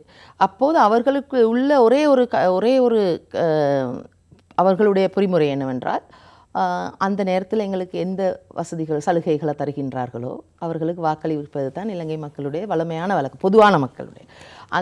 அதிலேயும் நடுத்தர, அதாவது கல்வி மட்டத்தில் சாதாரணமாக உயர்ந்த மட்டத்தில் இருக்கின்ற, தொழில் வாய்ப்புகளில் ஈடுபடுகின்ற, அந்த அரசியல் மாற்றங்களை பற்றி விமர்சித்து நடக்கின்ற ஒரு வட்டாரத்துக்குள்ளே உள்ளவர்களுக்குத்தான் அரசியல் யார் கையில் மாறப்போகின்றது அல்லது இந்த அரசியலில் என்னென்ன நடக்கப் போகின்றது, பூகோள பிராந்திய அரசியலோடு இலங்கையில் அரசியல் எப்படி பொருந்தும் என்றதை பற்றி விமர்சித்து வாக்களிப்பவர்கள் சொற்ப பேர் தான் இலங்கையில் இருக்கின்றார்கள். பெரும்பான்மையான இலங்கை மக்களுக்கு அந்த வறுமையின் கோட்டின் கீழ் வாழ்கின்ற மக்கள் அந்தந்த சந்தர்ப்பத்தில் எவர் எங்களுக்கு சலுகைகளை வழங்குகிறார்களோ அவர்களுக்கு வாக்களிக்கின்ற சூழல் தான். அந்த அந்த அந்த கூட்டத்தில் அந்த கூட்டத்தினர் உங்களுடைய கருத்து கணிப்பில் வந்திருக்கக்கூடாது. நாங்கள் இப்போ தெளிவான சிந்தனையோடு யார் வந்தாலும் என்ன தந்தாலும் நாங்கள் தேசிய மக்கள் சக்திக்குத்தான் வாக்களிப்போம் என்பது வேறு. நான் சொல்ல வந்தேன், இப்போ நாங்கள் இருக்கின்ற இடம் இந்த மக்கள் முக்கியமாக இலங்கையில் இந்த பொருளாதார நெருக்கடியின் தாக்கத்துக்கு முகம் கொடுக்கின்ற பெண்கள், நுண்கடன் வசதிகளை பெற்றுக்கொண்டு அந்த துஷ்பிரயோகங்களுக்கு முகம் கொடுத்து வருகின்ற பெண்கள், இந்த பொருளாதாரத்தின் காரணத்தால் தொழிலின்மைக்கு முகம் கொடுத்து பாடசாலை கல்வி சுகாதாரம் சீர்குலையப்பட்டு இந்த பாலியல் தொழிலுக்கு கூட தள்ளப்பட்டிருக்கின்ற பெண்களை கூட நாங்கள் இந்த நேரத்தில் இந்த விளக்கத்துக்கு நாங்கள் கூறுகின்ற இந்த பொருளாதார மாற்றம், சமுதாய சீர்திருத்தம், இது அனைத்தையுமே நாங்கள் அவர்களுக்கு தெளிவுபடுத்தி கொண்டே வருகின்றோம். அந்த தெளிவுபடுத்தல் வீட்டுக்கு வீடாக ஊருக்கு ஊராக நாங்கள் சென்று ஒவ்வொரு வட்டாரங்களுக்குள்ளே நாங்கள் இதை சென்று நாங்கள் விமர்சித்து அவர்களோட கலந்தாலோசித்து அவர்களுடைய பிரச்சனைகளை பேசித்தான் எங்களுடைய தீர்வுகளை வழங்குகின்றோம். அதனூடாக ஏற்படுத்திய நம்பிக்கையின் காரணத்தால் தான் இந்த அளவுக்கு நாங்கள் எங்கள் கட்சியை கொண்டு வந்திருக்கின்றோம் என்பதை நான் மிகவும் விரிவாகவே சொல்ல வேணும். இந்த ஆரம்பத்தில் இப்போ அதாவது நாங்கள் 103% இருந்த காலம் ஒன்றும் இருக்குது, அதை நாங்கள் உண்மையாக ஏற்றுக்கொள்ள வேணும். அதிலிருந்து தான் நாங்கள் தொடங்கினோம். ஏன் இந்த மக்களுக்கு இது விளங்குதில்லை? இப்போது நாங்கள் இந்த பொருளாதார நெருக்கடிக்கு உண்மையான காரணம், அவர்களும் அந்த உண்மையான நெருக்கடிக்கு முகம் கொடுத்திருக்கின்றார்கள். அந்த பிரச்சனை வந்ததற்கு அடிப்படை காரணம் இதுதான் என்று நாங்கள் கூறுகின்ற விளக்கத்தையும் அவர்கள் விளங்கி கொண்டே இருக்கின்றார்கள். இது ரெண்டும் பொருந்தும் போது தான் எங்களுடைய வாக்களவு அதிகரித்திருக்கின்றதே தவிர நாங்கள் ஒருபோதும் மக்களை ஏமாற்றி வாக்கை பெற்றுக்கொள்வது இல்லை. உங்களுடைய கட்சி எப்போதும் வெளிப்படையாக பேசுகிறது, நேர்மையாக செயற்படுகிறார்கள், அது எல்லாம் சரி. ஆனாலும் தேர்தல் என்று வருகிற பொழுது உங்களுடைய கூட்டங்களுக்கு இருக்கிற மவுசு, உங்களுடைய தலைவருடைய பேச்சுக்கு இருக்கிற மவுசு வாக்கில் இல்லை. அது அந்த நேரத்துக்கு அது நீங்கள் சொல்கின்ற விடயம் இப்போ முன்னைய நேரத்துக்கு அது பொருந்துவதாக இருந்தாலும் கூட இப்போ இருக்கின்ற இந்த பூமியில் இருக்கின்ற அரசியல் பொருளாதார மாற்றம் நம்ப முடியாத அளவுக்கு மாறிட்டு எதிர்காலத்தில் நீங்கள் நினைப்பதுதான் நடக்கும், பழையது போன்று நடப்பதுக்கு வாய்ப்பில்லை என்கிறீர்கள். இல்லை, கண்டிப்பாக அது அப்படின்டா இந்த மாற்றத்தை மக்கள் விரும்புகிறாங்க. அதாவது மட்டுமல்லாமல் இந்த அண்மை காலத்தில் ஒரு 2 மாதங்களுக்குள்ள எங்கள் கட்சியை பற்றி அனுப்புகின்ற வதந்திகளை கூட மக்கள் நிராகரித்து வந்திருக்கின்றனர். அந்த மக்கள் அவ்வாறான வதந்திகளை நம்பி மீண்டும் திசை திரும்பும் வாய்ப்பு இல்லாத அளவுக்கு நாங்கள் கூறுகின்ற உண்மையும் அவர்கள் அனுபவிக்கின்ற துன்பங்களும் ஒன்றாக புரிந்திருப்பதே தான் காரணம். இந்த நாட்டு மக்கள் அவ்வளவு விழிப்புணர்வோடு இருக்கிறார்கள் என்று நீங்கள் நம்புகிறீர்கள்? இல்லை, அது 100க்கு 100 என்ற விதத்தில் சொல்ல முடியாது. ஆனால் நாங்கள் அதை 100க்கு 50 தாண்டிட்டோம். நாங்கள் 100க்கு 60, 70 என்ற அளவுக்கு நாங்கள் அனுமதித்துக் கொண்டிருக்கின்றோம் என்பதை கூறணும். இல்லை, உங்களுடைய கட்சி அல்ல, மக்கள் அதான் சொல்றேன். மக்கள் அந்த அளவுக்கு விழிப்புணர்வோடு இருக்கிற 100க்கு 60% விழிப்புணர்வோடு இருக்கிறார்கள். இப்போது இருக்கின்றார்கள். அதிலையும் நாங்கள் இப்போ நான் உதாரணமாக கூறுவதாக இருந்தால், நான் சென்ற வாரத்தில் 2 நாள் நான் குருநாகலிலும் தூர பிரதேசம் அன்றாதபுரைக்கு அண்மித்த இந்த பிரதேசங்கள் நான் இருந்தேன். கிராமப்புறங்கள், அந்த கிராமத்தில் யானை தொல்லை கூட நிறைய இருக்குது. அவர்கள் கூறுகின்ற விடயம் அவர்களுக்கு இந்த டிவி அல்லது செய்தி பார்ப்பனே ஒன்றும் இல்லை, சிக்னல் இல்லாத பிரதேசம், அந்த கையடக்க தொலைபேசி கூட பயன்படுத்துவதில்லை. அவர்கள் அந்த சேனைகளில் அவர்களுடைய விவசாய வேலைகளில் ஈடுபடுகின்றார்கள். நாங்கள் அந்த வீடு வீடாக சென்று தான் நாங்கள் இந்த விழிப்புணர்வை ஏற்படுத்தி கொண்டு நாங்கள் கலந்து ஆலோசித்து கொண்டு வந்தோம்.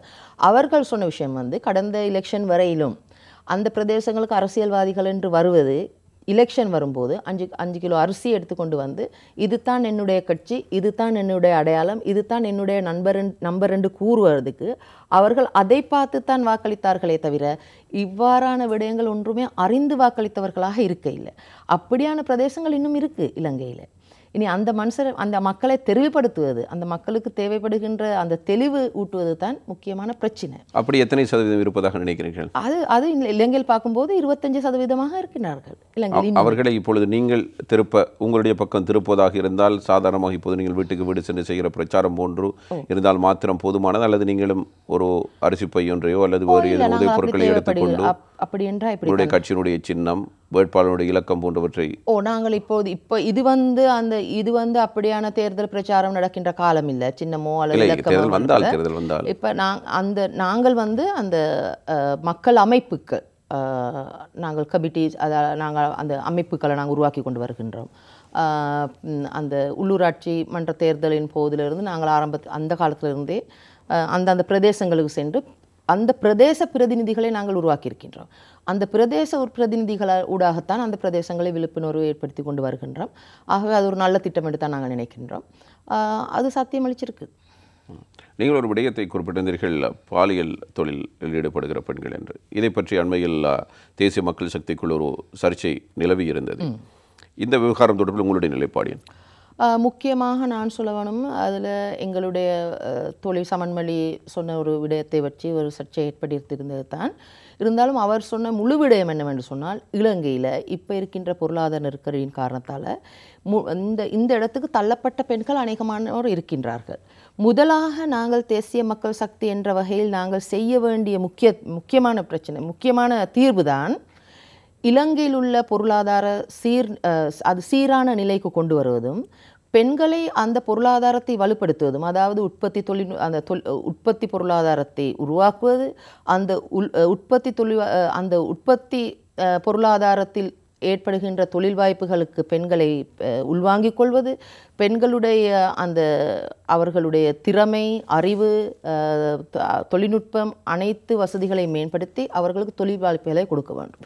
பொருளாதார சமத்தன்மையை இலங்கையில் உருவாக்க வேண்டும். அந்த பொருளாதார நிலையில் அவர்கள் சீரான இடத்துக்கு கொண்டு வந்த பிறகு எந்த ஒரு பெண்ணுமே அந்த பாலியல் தொழிலில் ஈடுபடுவதற்கு விரும்ப மாட்டார்கள். அது கலாச்சார ரீதியாகவும் மறுக்கப்படுகின்ற, சமுதாய ரீதியாகவும் அது மறுக்கப்படுகின்ற, ஏற்றுக்கொள்ள தயாராக இல்லாத ஒரு தொழிலாகத்தான் இருக்கின்றது. அது மட்டுமல்லாமல் நிறைய பிரச்சனைகளுக்கு தள்ளப்பட்டிருக்கு. அது அந்த பாலியல் தொழிலோடு தொடர்பு கொண்டு போதை பாவனை, குழந்தைகளுடைய பாதுகாப்பு இல்லாத தன்மை, குடும்பங்களில் ஏற்படுகின்ற பிரச்சனை, நிறைய தொடர்பு கொண்ட பிரச்சனைகள் இருக்குது.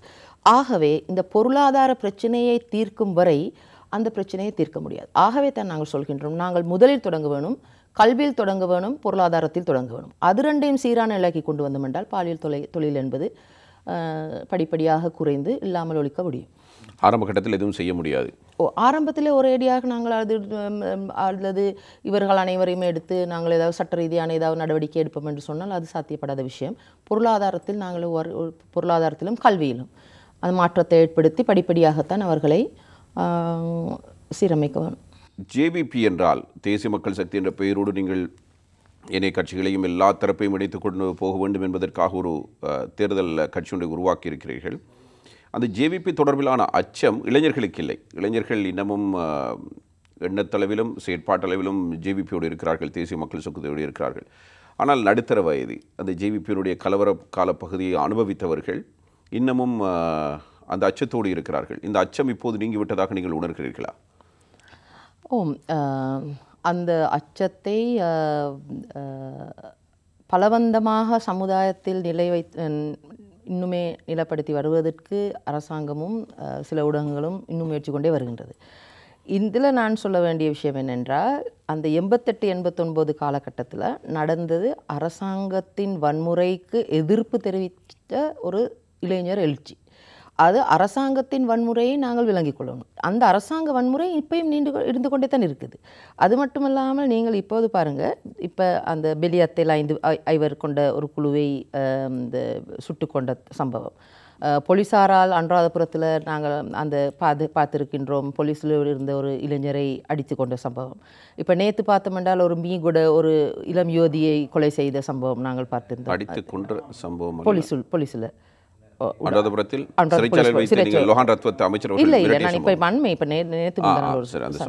அப்படி இப்போ இந்த யுக்திய மிகும என்று இளைஞர்களை கைது செய்து கொண்டு இப்போ அந்த இருக்கின்ற பிரதேசங்களை எடுத்துக்கொண்டால் அந்த மலையகத்தில் இருக்கின்ற அப்பாவி இளைஞர்களை கூட அப்படி எடுத்து அவர்களுக்கு சித்திரவதைகளுக்கு முகம் கொடுக்கின்ற சூழ்நிலை இருக்கிறது.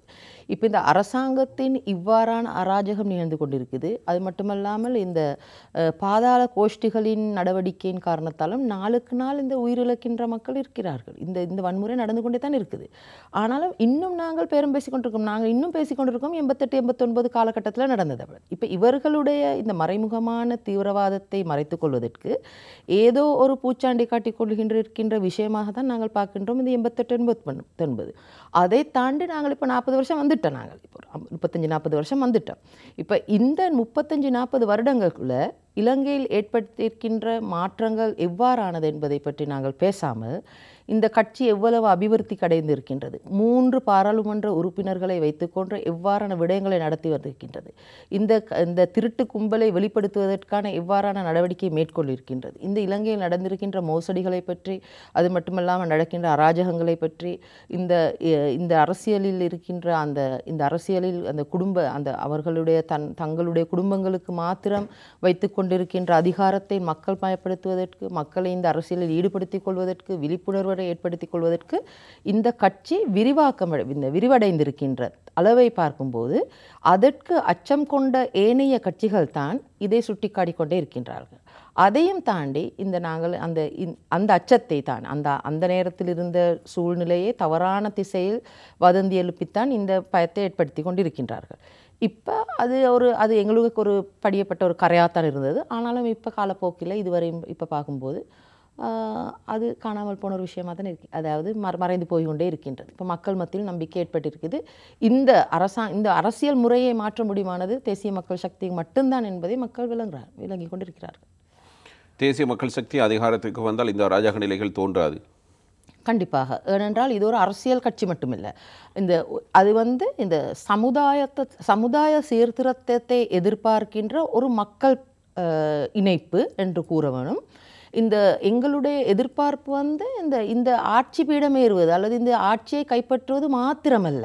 இந்த ஏனைய அரசியல் கட்சிகளுக்கும் எங்களுக்கும் இடையிலான வித்தியாசமானதே இந்த அரசியல் முறையை நாங்கள் கைப்பற்றி அல்லது இந்த அரசியலில் இந்த அரசாங்கத்தை கைப்பற்றினால் மட்டும் எங்களுக்கு முழுமை பெற முடியாது. இந்த அடுத்த கட்ட சமுதாய மாற்றத்துக்கு நாங்கள் போக வேணும். அந்த சமுதாய மாற்றம் தான் இங்கே இருக்கிற பிரச்சனை. நீங்கள் இப்போதும் கூட அதனை நீங்கள் உணர்ந்திருப்பீர்கள். சமுதாய ரீதியில் மக்கள் எப்படி இருக்கிறார்கள்? ஒரு கிட்டத்தட்ட 70-75 ஆண்டுகள் ஒரே விடயத்துக்கு பழக்கப்பட்டவர்களாக இருக்கிறார்கள். ஒரு அலுவலகத்தை எடுத்துக்கொண்டால் அதில் ஒரு 2 பேர் நேர்மையானவர்களாக இருக்கலாம். ஆனாலும் கீழ்நிலையில் இருப்பவர்கள், அதற்கு மேல்நிலையில் இருப்பவர்கள் அவ்வாறான செயற்பாடுகளை செய்கிற பொழுதும், அதற்குத்தான் மேலிடத்திலும் அங்கீகாரம் என்கிற பொழுதும் அதற்கு பழக்கப்பட்டவர்கள் தொடர்ந்து அதனைத்தான் செய்கிறார்கள். அதே நேரத்தில் நல்லவர்களாக இருப்பவர்களும் இப்படி இருந்தால் எமக்கும் உயிர் வாழ முடியாது என்று அதற்குள் தள்ளப்படுகிற ஒரு சூழ்நிலை வந்து கொண்டிருக்கிறது. மக்கள் கிட்டத்தட்ட சாதாரணமாக 75 ஆண்டுகள் என்பது சாதாரணமாக எடுத்துக்கொள்ளக்கூடிய ஒரு ஆண்டு காலப்பகுதி அல்ல. அவ்வாறு பழக்கப்பட்ட ஒரு சமூகத்தை 1-2 நாட்களிலோ, ஒரு 5 ஆண்டுகளிலோ, ஒரு 10 ஆண்டுகளிலோ மாற்றிவிட முடியும் என்ற நம்பிக்கையோட தேசிய மக்கள் சக்தி செயற்பட இருக்கிறது. அதுக்கு நாங்கள் கூறிய விடயம் முதலிலேயே இந்த அரசியல் களமில் இறங்குறவர்கள் அனைவருமே முன்மாதிரியாக செயற்பட வேண்டும். நாங்கள் திருட்டுத்தனத்தை கைவசமாக வைத்துக்கொண்டு நாங்கள் மக்களுக்கு மாற சொல்ல முடியாது. இப்போது இருக்கின்றது நாங்கள் அரசாங்கத்தின் பணத்தை அபகரித்து நடக்கின்ற அரசியல்வாதிகள் மக்கள் நேர்மையாக நடந்து கொள்வார்கள் என்று எதிர்பார்க்க முடியாது. அதிகாரிகள் நேர்மையாக நடந்து கொள்வதாக இருந்தால் அவர்களுடைய சேவைகளை பெறுபவர்களும் நியாயமாகத்தான் நடந்து கொள்வார்கள். ஆகவே இந்த முன்னுதாரணமாக இருக்கின்ற முன்மாதிரியான அரசியல் முறை ஒன்றை நாங்கள் நிலைநாட்டணும்.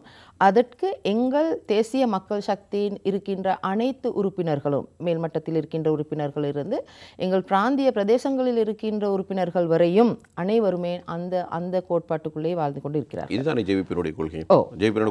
அதே தான் தேசிய மக்கள் சக்தி பெயர் மாறியதுக்காக அது மாறப்போவதில்லை. அதோடு நான் சொல்ல வேண்டிய இன்னொரு விஷயம்தான் நாங்கள் அந்த முன்மாதிரியாக செயல்படும் போது அது மட்டுமல்லாமல் சட்டத்தை அமல்படுத்தணும். இப்போ அந்த சட்டம் இப்போ ஒரு அந்த பக்கச்சார்பான சட்டமாகத்தான் இருக்கின்றது.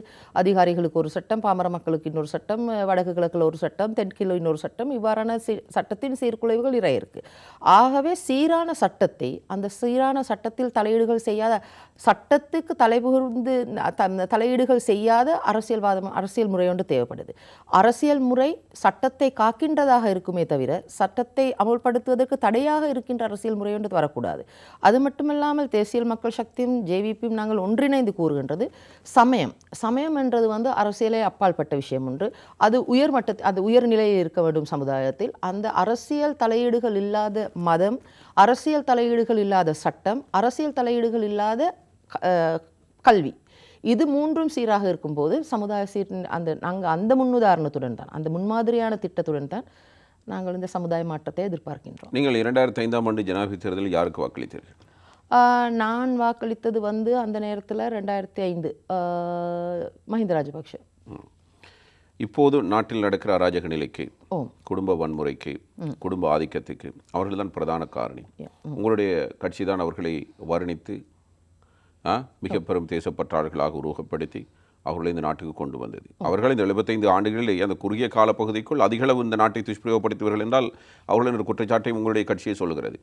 இதற்கான பொறுப்பினை நீங்கள் ஏற்றுக்கொள்கிறீர்களா? இல்லை, அதில் வந்து அந்த நேரத்தில் இருந்தது இந்த யூஎன்பி, அதாவது ரணில் விக்ரமசிங்க அரசாங்கத்தின் பயணத்துக்கு எதிராக இந்த நாட்டை பிளவுபடுத்தி அந்த அந்த விடுதலை புலிகளின் அந்த ஆதிக்கம் வந்து இந்த நாடு பிளவுபட்டு இந்த ரெண்டாக இருக்கின்ற சந்தர்ப்பத்தை தவிர்த்து இந்த நாட்டின் தீவிரவாதத்தை ஒழிக்க வேண்டும் என்ற அடிப்படையிலே தான் அது இந்த நாட்டில் மஹிந்த ராஜபக்ஷ அவர்களுக்கு நாங்கள் வாக்களிக்கிறதுக்கு நாங்கள் தீர்மானம் செய்தோம்.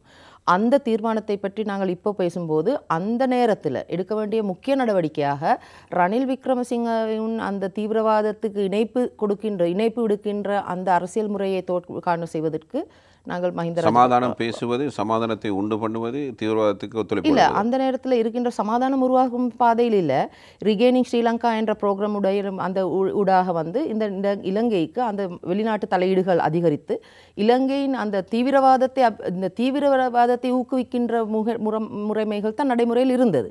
அதற்கு எதிராகத்தான் நாங்கள் அந்த நேரத்தில் செயற்பட்டோமே தவிர இந்த நாட்டுக்கு அந்த விளைவு ஏற்படுத்த வேண்டும் என்ற நிலையில் நாங்கள் இருக்கையில். இருந்த போதிலும் இலங்கையில் உள்ள அந்த மஹிந்த ராஜபக்ஷ அந்த தீவிரவாதத்தை ஒழித்தார் என்று, அந்த தீவிரவாத யுத்தத்தை முடித்தார் என்ற அடிப்படையை வைத்துக்கொண்டு இலங்கையில் மறுபுறமாக சிங்கள இனவாதம் தலை தூக்கிட்டு அதுக்கு நாங்கள் ஒருபோதும் இணங்க இல்லை. அந்த சிங்கள தீவிரம் தமிழ் இனவாதத்துக்கு எதிராக இந்த சிங்கள இனவாதம் ஒன்றும் தலை தூக்கி அந்த சிங்கள இனவாத கோஷ்டியின் தலைவர்களாகத்தான் ராஜபக்ஷாக்கள் இயங்கிக் கொண்டு வந்தார்கள். அது அந்த யுத்தத்துக்கு பிறகு நடந்த அவர்களுக்கு அமோக வெற்றியின் காரணத்தால் வந்த ஒரு விடயமாக இருக்கின்றது. ஒரு இனம் தன்னுடைய விடுதலைக்காக போராடுவது தீவிரவாதமா? இல்லை, நான் சொல்கிறது வந்து 1976, 77, 78, 83 வரையுமான காலம் அல்ல. 2000க்கு பிறகு, 2000 ஆண்டுக்கு பிறகு, இடைக்காலத்துக்கு பிறகு அந்த இறுதி கட்டத்தில் வெளிநாடுகளில் தலையீடு, அது மட்டுமல்லாமல் இலங்கையை பாகுபடுத்தி இலங்கையை பிரிவுபடுத்தி இருதரப்புகளாக ஆரம்ப கட்டத்திலிருந்து இன விடுதலை என்பதை தீவிரவாதமாக தள்ளப்பட்டது பிற்காலத்தில். அந்த பிற்காலத்தில் இருந்தது வந்து இலங்கையில் மக்கள் ஒரு இனத்தால் இன்னொரு இனத்தை படுகொலை செய்யப்படுகின்றது. அது தீவிரவாதம். தமிழ் மக்களால் சிங்கள படுகொலைக்குத்தானே நீங்கள் ஆதரவு வழங்கியிருக்கிறீர்கள். தீவிரவாதத்தை ஒழிக்க வேண்டும் என்பதற்காக அந்த படுகொலைக்கு தேசிய மக்கள் சக்தி ஆதரவு வழங்கி இல்லை. நாங்கள் இந்த தமிழ் மக்களை ஒழிப்பதற்காக ஆதரவளிக்கிறோம் என்றது அமைப்பை ஒழிப்பதற்காக, தீவிரவாதத்துக்கு மட்டும்தான் நாங்கள் எதிர்ப்பு தெரிவித்தோமே தவிர தமிழ் இனத்தை நாங்கள் ஒழிக்க வேண்டும் என்ற செயற்பாட்டில் நாங்கள் எப்போதும் இருக்கேன். அப்படி அல்ல, அந்த அவர்கள் செய்தது தீவிரவாதம். அதாவது அந்த புலிகள் அமைப்பின் நடவடிக்கைக்கு எதிராகத்தான் நாங்கள் செயற்பட்டோமே தவிர நாங்கள் அந்த இனத்துக்கு எதிராக போராட்டம். நீங்கள் ரிகெய்னிங் ஸ்ரீலங்கா பற்றி குறிப்பிட்டீர்கள். 2002ஆம் ஆண்டு கொண்டு வரப்பட்ட போர் நிறுத்த ஒப்பந்தம் பற்றி ஒன்றும் பேசவில்லை. அந்த காலப்பகுதியில் மக்கள் அமைதியாகத்தான் இருந்தார்கள், நிம்மதியாகத்தான் இருந்தார்கள். அதற்கு பிறகுதான் ஒரு தேசியவாதம் தலை தூக்குகிறது. உங்களுடைய கட்சியும் சந்திரிகா பண்டாரநாயக்க குமாரதுங்கவுக்கு ஆட்சி அதிகாரத்துக்கு வருவதற்கான அனைத்து ஒத்துழைப்புகளும் வழங்கி உங்களுடைய கட்சி அதிகளவு ஆசனை பெற்றுக்கொள்கிற காலப்பகுதி தான் 2004ஆம் ஆண்டு ஏப்ரல் மாதம் இடம்பெற்ற தேர்தல் நினைக்கிறேன். அதில் வந்து இப்படி தானே. இப்போ நாங்கள் ஒரு மேற்பார்வையில் பார்க்கும்போது அது அமைதியான சூழ்நிலை, சமாதானம் நிலவிய காலப்பகுதி என்று கூறினாலும் கூட இலங்கையை பிரித்தாலும் தன்மைக்கு வடக்கு கிழக்கு மாகாணங்களை அது ஒன்றாக இணைந்து வடக்கு கிழக்கு மாகாணங்கள் வேறாக பிரிந்து போகின்ற சந்தர்ப்பத்தில் தான் இருந்தது. அந்த நேரத்தில் அந்த வேறாக பிரிந்து நாங்கள் அதில் இது வடக்கு கிழக்கு மாகாணங்களை நாங்கள் பிரித்து விட்டது நாங்கள் தான். அது நீதிமன்றம் சென்று அதை நாங்கள் 2 பாகங்களாக பிரிச்செடுத்தோம். அதுக்கு பிறகு சந்திரிகா குமாரதுங்கவுடைய செயற்பாட்டின் காரணத்தால் அவர்களுக்கும் தேவைப்படுகின்றது இந்த அந்த வெளிநாட்டில் இருக்கின்ற தலையீடுகள் காரணத்தால் சந்திரிகாவும் இந்த நாட்டில் அந்த வடக்கு கிழக்கில் இருக்கின்ற புலிகள் அமைப்புக்கு அதிகாரத்தை வழங்கி இலங்கையை பிரித்தாளும் தன்மைக்கு தள்ளுவதற்கான நடவடிக்கைகள் தான் மறைமுகமாக நடைமுறையில் இருந்தது. அதற்கு எதிராகத்தான் நாங்கள் அந்த நேரத்தில் சந்திரிகா அரசாங்கத்திலிருந்து வெளியேறி வந்தோமே தவிர அந்த நேரத்தில் நாங்கள் எங்களுக்கு தேவைப்பட்டது இது ஒன்றினை இலங்கையின் இறையாண்மையை காப்பதற்காக இலங்கை மக்கள் அனைவருமே சிங்கள தமிழ் முஸ்லீம் அனைவருமே ஒன்றாக இணைந்து வாழ வேண்டிய ஒரு சூழல் இருக்க வேண்டும். அதுக்கான ஒரு நாடு இருக்க வேண்டும். இலங்கை என்ற தேசியம் கட்டியெழுப்பப்பட வேண்டும். இல்லை, இப்போது யுத்தம் முடிந்து விட்டது. இலங்கை என்ற தேசியம் கட்டியெழுப்பப்பட்டதா? இல்லை, நாங்கள தான் சொல்றோம். இனப்படுகொலை நடந்ததாக குற்றச்சாட்டு இப்போதான் இனப்படுகொலை நடந்து கொண்டே இருக்கின்றது. இனப்படுகொலை நடந்து கொண்டே இருக்கின்றது. நில ஆக்கிரமிப்பு நடந்து கொண்டே இருக்கிறது. காணாமல் போன மக்களுக்கு இன்னும் தீர்வு வழங்கப்படவில்லை. மீள குடியேற்றங்கள் இன்னும் நடக்க இல்லை. இன்னும் இராணுவ அதிகாரம் கொண்ட நிலப்பரப்புகள் தான் இருந்து கொண்டிருக்கின்றது. வடக்கு கிழக்கு மாகாணங்களில் நிலங்களில் இன்னும் இராணுவ முகாம்கள் நிலங்கிக் கொண்டே தான் இருக்கின்றது. சரி, ஒருவேளை ஜேவிபி அந்த நேரம் மஹிந்த ராஜபக்ஷ ஆதரித்திருக்காவிட்டால் இந்த நிலைமை வந்திருக்காதா? அதை நாங்கள் அது நடந்திருக்காவிட்டால் என்ன நடந்திருக்கும் என்றதை நாங்கள் இப்போ சொல்ல முடியாது. சில வேளை நாங்கள் இப்படியும் சொல்லலாம், இல்லாவிட்டால் வடக்கு கிழக்கு மாகாணங்கள் இலங்கை என்றது அந்த வரைபடத்தில் வேறான ஒரு நாடாகவும் இருந்திருக்கலாம். யார் அப்படி எடுத்துக்கொள்வது? இலங்கை பிரித்து எடுத்துக்கொள்கிற சக்தி யாருக்கு இந்தியாவுக்கு இருந்ததா? இந்தியாவின் ஆதரவுடாக சில நேரம் இலங்கை பிரிந்தாலும் இந்தியாவுக்கு என்ன நன்மை? வடக்கு கிழக்கை பிரிப்பதால் இந்தியாவுக்கு என்ன நன்மை? அதில் பொருளாதார ரீதியாக பார்க்கும்போது வடக்கு கிழக்கு மாநிலங்களுக்கான அவர்களுடைய தொடர்பு, பிராந்திய கலாச்சார ரீதியான உறவுகள், அது அனைத்தையும் பார்க்கும்போது அவர்களுக்கு தமிழ்நாட்டுக்கும் வடக்கு கிழக்கும் உறவு வரக்கூடாதா? அவர்கள் பிரிந்து ஒரு நாடாக மாறக்கூடாதா? அது இந்தியாவுக்கு ஆபத்து இல்லையா? இல்லை, அப்படியான விஷயம் இல்லை. நாங்கள் சொல்வது நாங்கள் இலங்கை என்ற தீவை பிரித்தாலும் தன்மைக்கு இடமளிக்கிறதுக்கு நாங்கள் ஒருபோது நம்ம இந்தியா இலங்கையை பயன்படுத்திக் கொள்கிறது தன்னுடைய பிரச்சனைகளின் பொழுதும் தன்னுடைய பொருளாதார தேவைகளுக்கும் பயன்படுத்திக் கொள்கிறதே தவிர இலங்கையை பிரிக்க வேண்டும் என்ற தேவையில் அதிகார பகிர்வு என்ற போர்வையில் ஏதோ ஒன்றை செய்து கொடுத்திருக்கிறது, அவ்வளவுதான். அது சரி. ஆனாலும் இருந்தாலும் அந்த அதிகார பகிர்வுன்றது நாங்கள் சொல்கிறோம், இப்போ இந்த ஃபெடரல் ஆட்சியோ அல்லது இந்த அதிகார பகிர்வுன்றதில் அதிகாரம் யாருக்கு வந்திருக்கு? நாங்கள் சொல்கின்ற வகையில் அதிகாரம் மக்களுக்கு வந்தடைய வேணும். இந்த ஏதேனும் அந்த சந்தர்ப்பவாத அரசியல்வாதிகளுக்கல்ல, அரசியல் கட்சிகளுக்கல்ல. இந்த நாங்கள் சொல்கின்ற அதிகார பகிர்வு மக்கள் நலனை கருதி வருவதாக இருந்தால் நாங்கள் ஒருபோதும் தடைவிடுக்க மாட்டோம். நாங்கள் எதிர்ப்பு தெரிவிக்க மாட்டோம். மாகாண சபை முறை என்றால் இப்போதே இருக்கின்ற மாகாண சபை, இப்போ மாகாண சபைகள் 45 வருடங்களாக இயங்கி வந்திருக்கு. ஆனால் நாங்கள் அந்த மாகாண சபைகளூடாக இப்போ தேசிய பிரச்சனை தீர்க்கப்பட்டிருக்கா? இன்னும் இல்லை, இன்னும் இருந்து கொண்டே தான் இருக்குது. நாங்கள் சொல்றது இது எல்லாத்தையுமே இது அனைத்தையுமே தவிர்த்த வேறொரு விதமான ஒரு மாற்றம், அதாவது வேறொரு விதமான ஒரு தீர்வு ஒன்று தேவைப்படுது. அந்த தீர்வை அணுகுமுறை மாகாண சபை முறைமை உள்ளடக்கியதா அல்லது அதிகார பகிர்வு என்ற ரீதியில் இப்படி அலகுகளாக பிரிப்பது நீங்கள் இப்போது நாங்கள் சொல்ல வேண்டியதுதான். நாங்கள் இந்த மாகாண சபை முறையை நாங்கள் இப்போது இந்த நிலவரத்துடன் இந்த இருக்கின்ற அரசியல் முறையோட பார்க்கும்போது, அரசியல் சீர்திருத்தத்தோட பார்க்கும்போது நாங்கள் இந்த மாகாண சபை முறையை நாங்கள் எதிர்க்கவில்லை. இப்போது இது இயங்கிக் கொண்டு தான் இருக்குது. நாங்கள் விரும்பினாலும் இல்லாவிட்டாலும் இது இயங்கிக் கொண்டே தான் இருக்கின்றது. ஆனாலும் நாங்கள் கூறுவது சிங்கள தமிழ் முஸ்லிம் மக்களுடைய பிரச்சனைகளுக்கு தீர்வு காணக்கூடிய ஒரு தீர்வாக மாகாண சபை முறை இல்லை. அப்படியானால் தீர்வில்லை என்பது தெளிவாக தெரிகிறது தானே. இதனை நீங்கள் ஏன் உடனடியாக கலைத்துவிடக்கூடாது? இப்போது ஏனென்றால் நாட்டினுடைய இறைமையை ஒரேடியாக பாதுகாக்க முடியாது, ஒரே நாளில் செய்ய முடியும். இல்லை, அது நாங்கள் சொல்கிறது, நாங்கள் அதில் நாங்கள் கணிப்புகள் செய்து கொண்டிருக்கின்றோம். மட்டுமல்லாமல் நாங்கள் ஆலோசனைகள் நாடிக்கொண்டிருக்கின்றோம். இந்த மக்கள் அனைவருக்குமே ஏற்றுக்கொள்ளக்கூடிய புதியதோர் மாற்றத்தை, முக்கியமாக எங்களில் இலங்கையில் இருக்கின்ற இலங்கை அரசியல் யாப்பு முறையை முதலாக நாங்கள் மாற்ற வேண்டும். இப்போ இந்த அரசியல் முறை, அந்த அரசியல் யாப்பிலிருந்தே நாங்கள் மாற வேண்டிய, எங்கள் கட்சிக்கு இருக்கின்ற முக்கிய கடமைகளில் ஒன்றாகத்தான் நாங்கள் நினைக்கின்றோம்.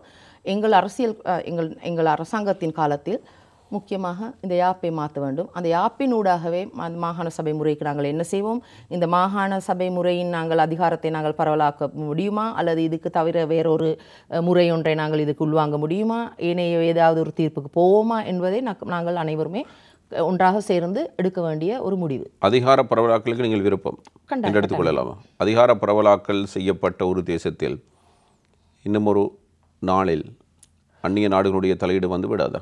இல்லை, அரசியல் அப்படின்டா அதிகார பரவலாக்கம் என்பதில் நாங்கள் பலவிதமாக கூறலாம்.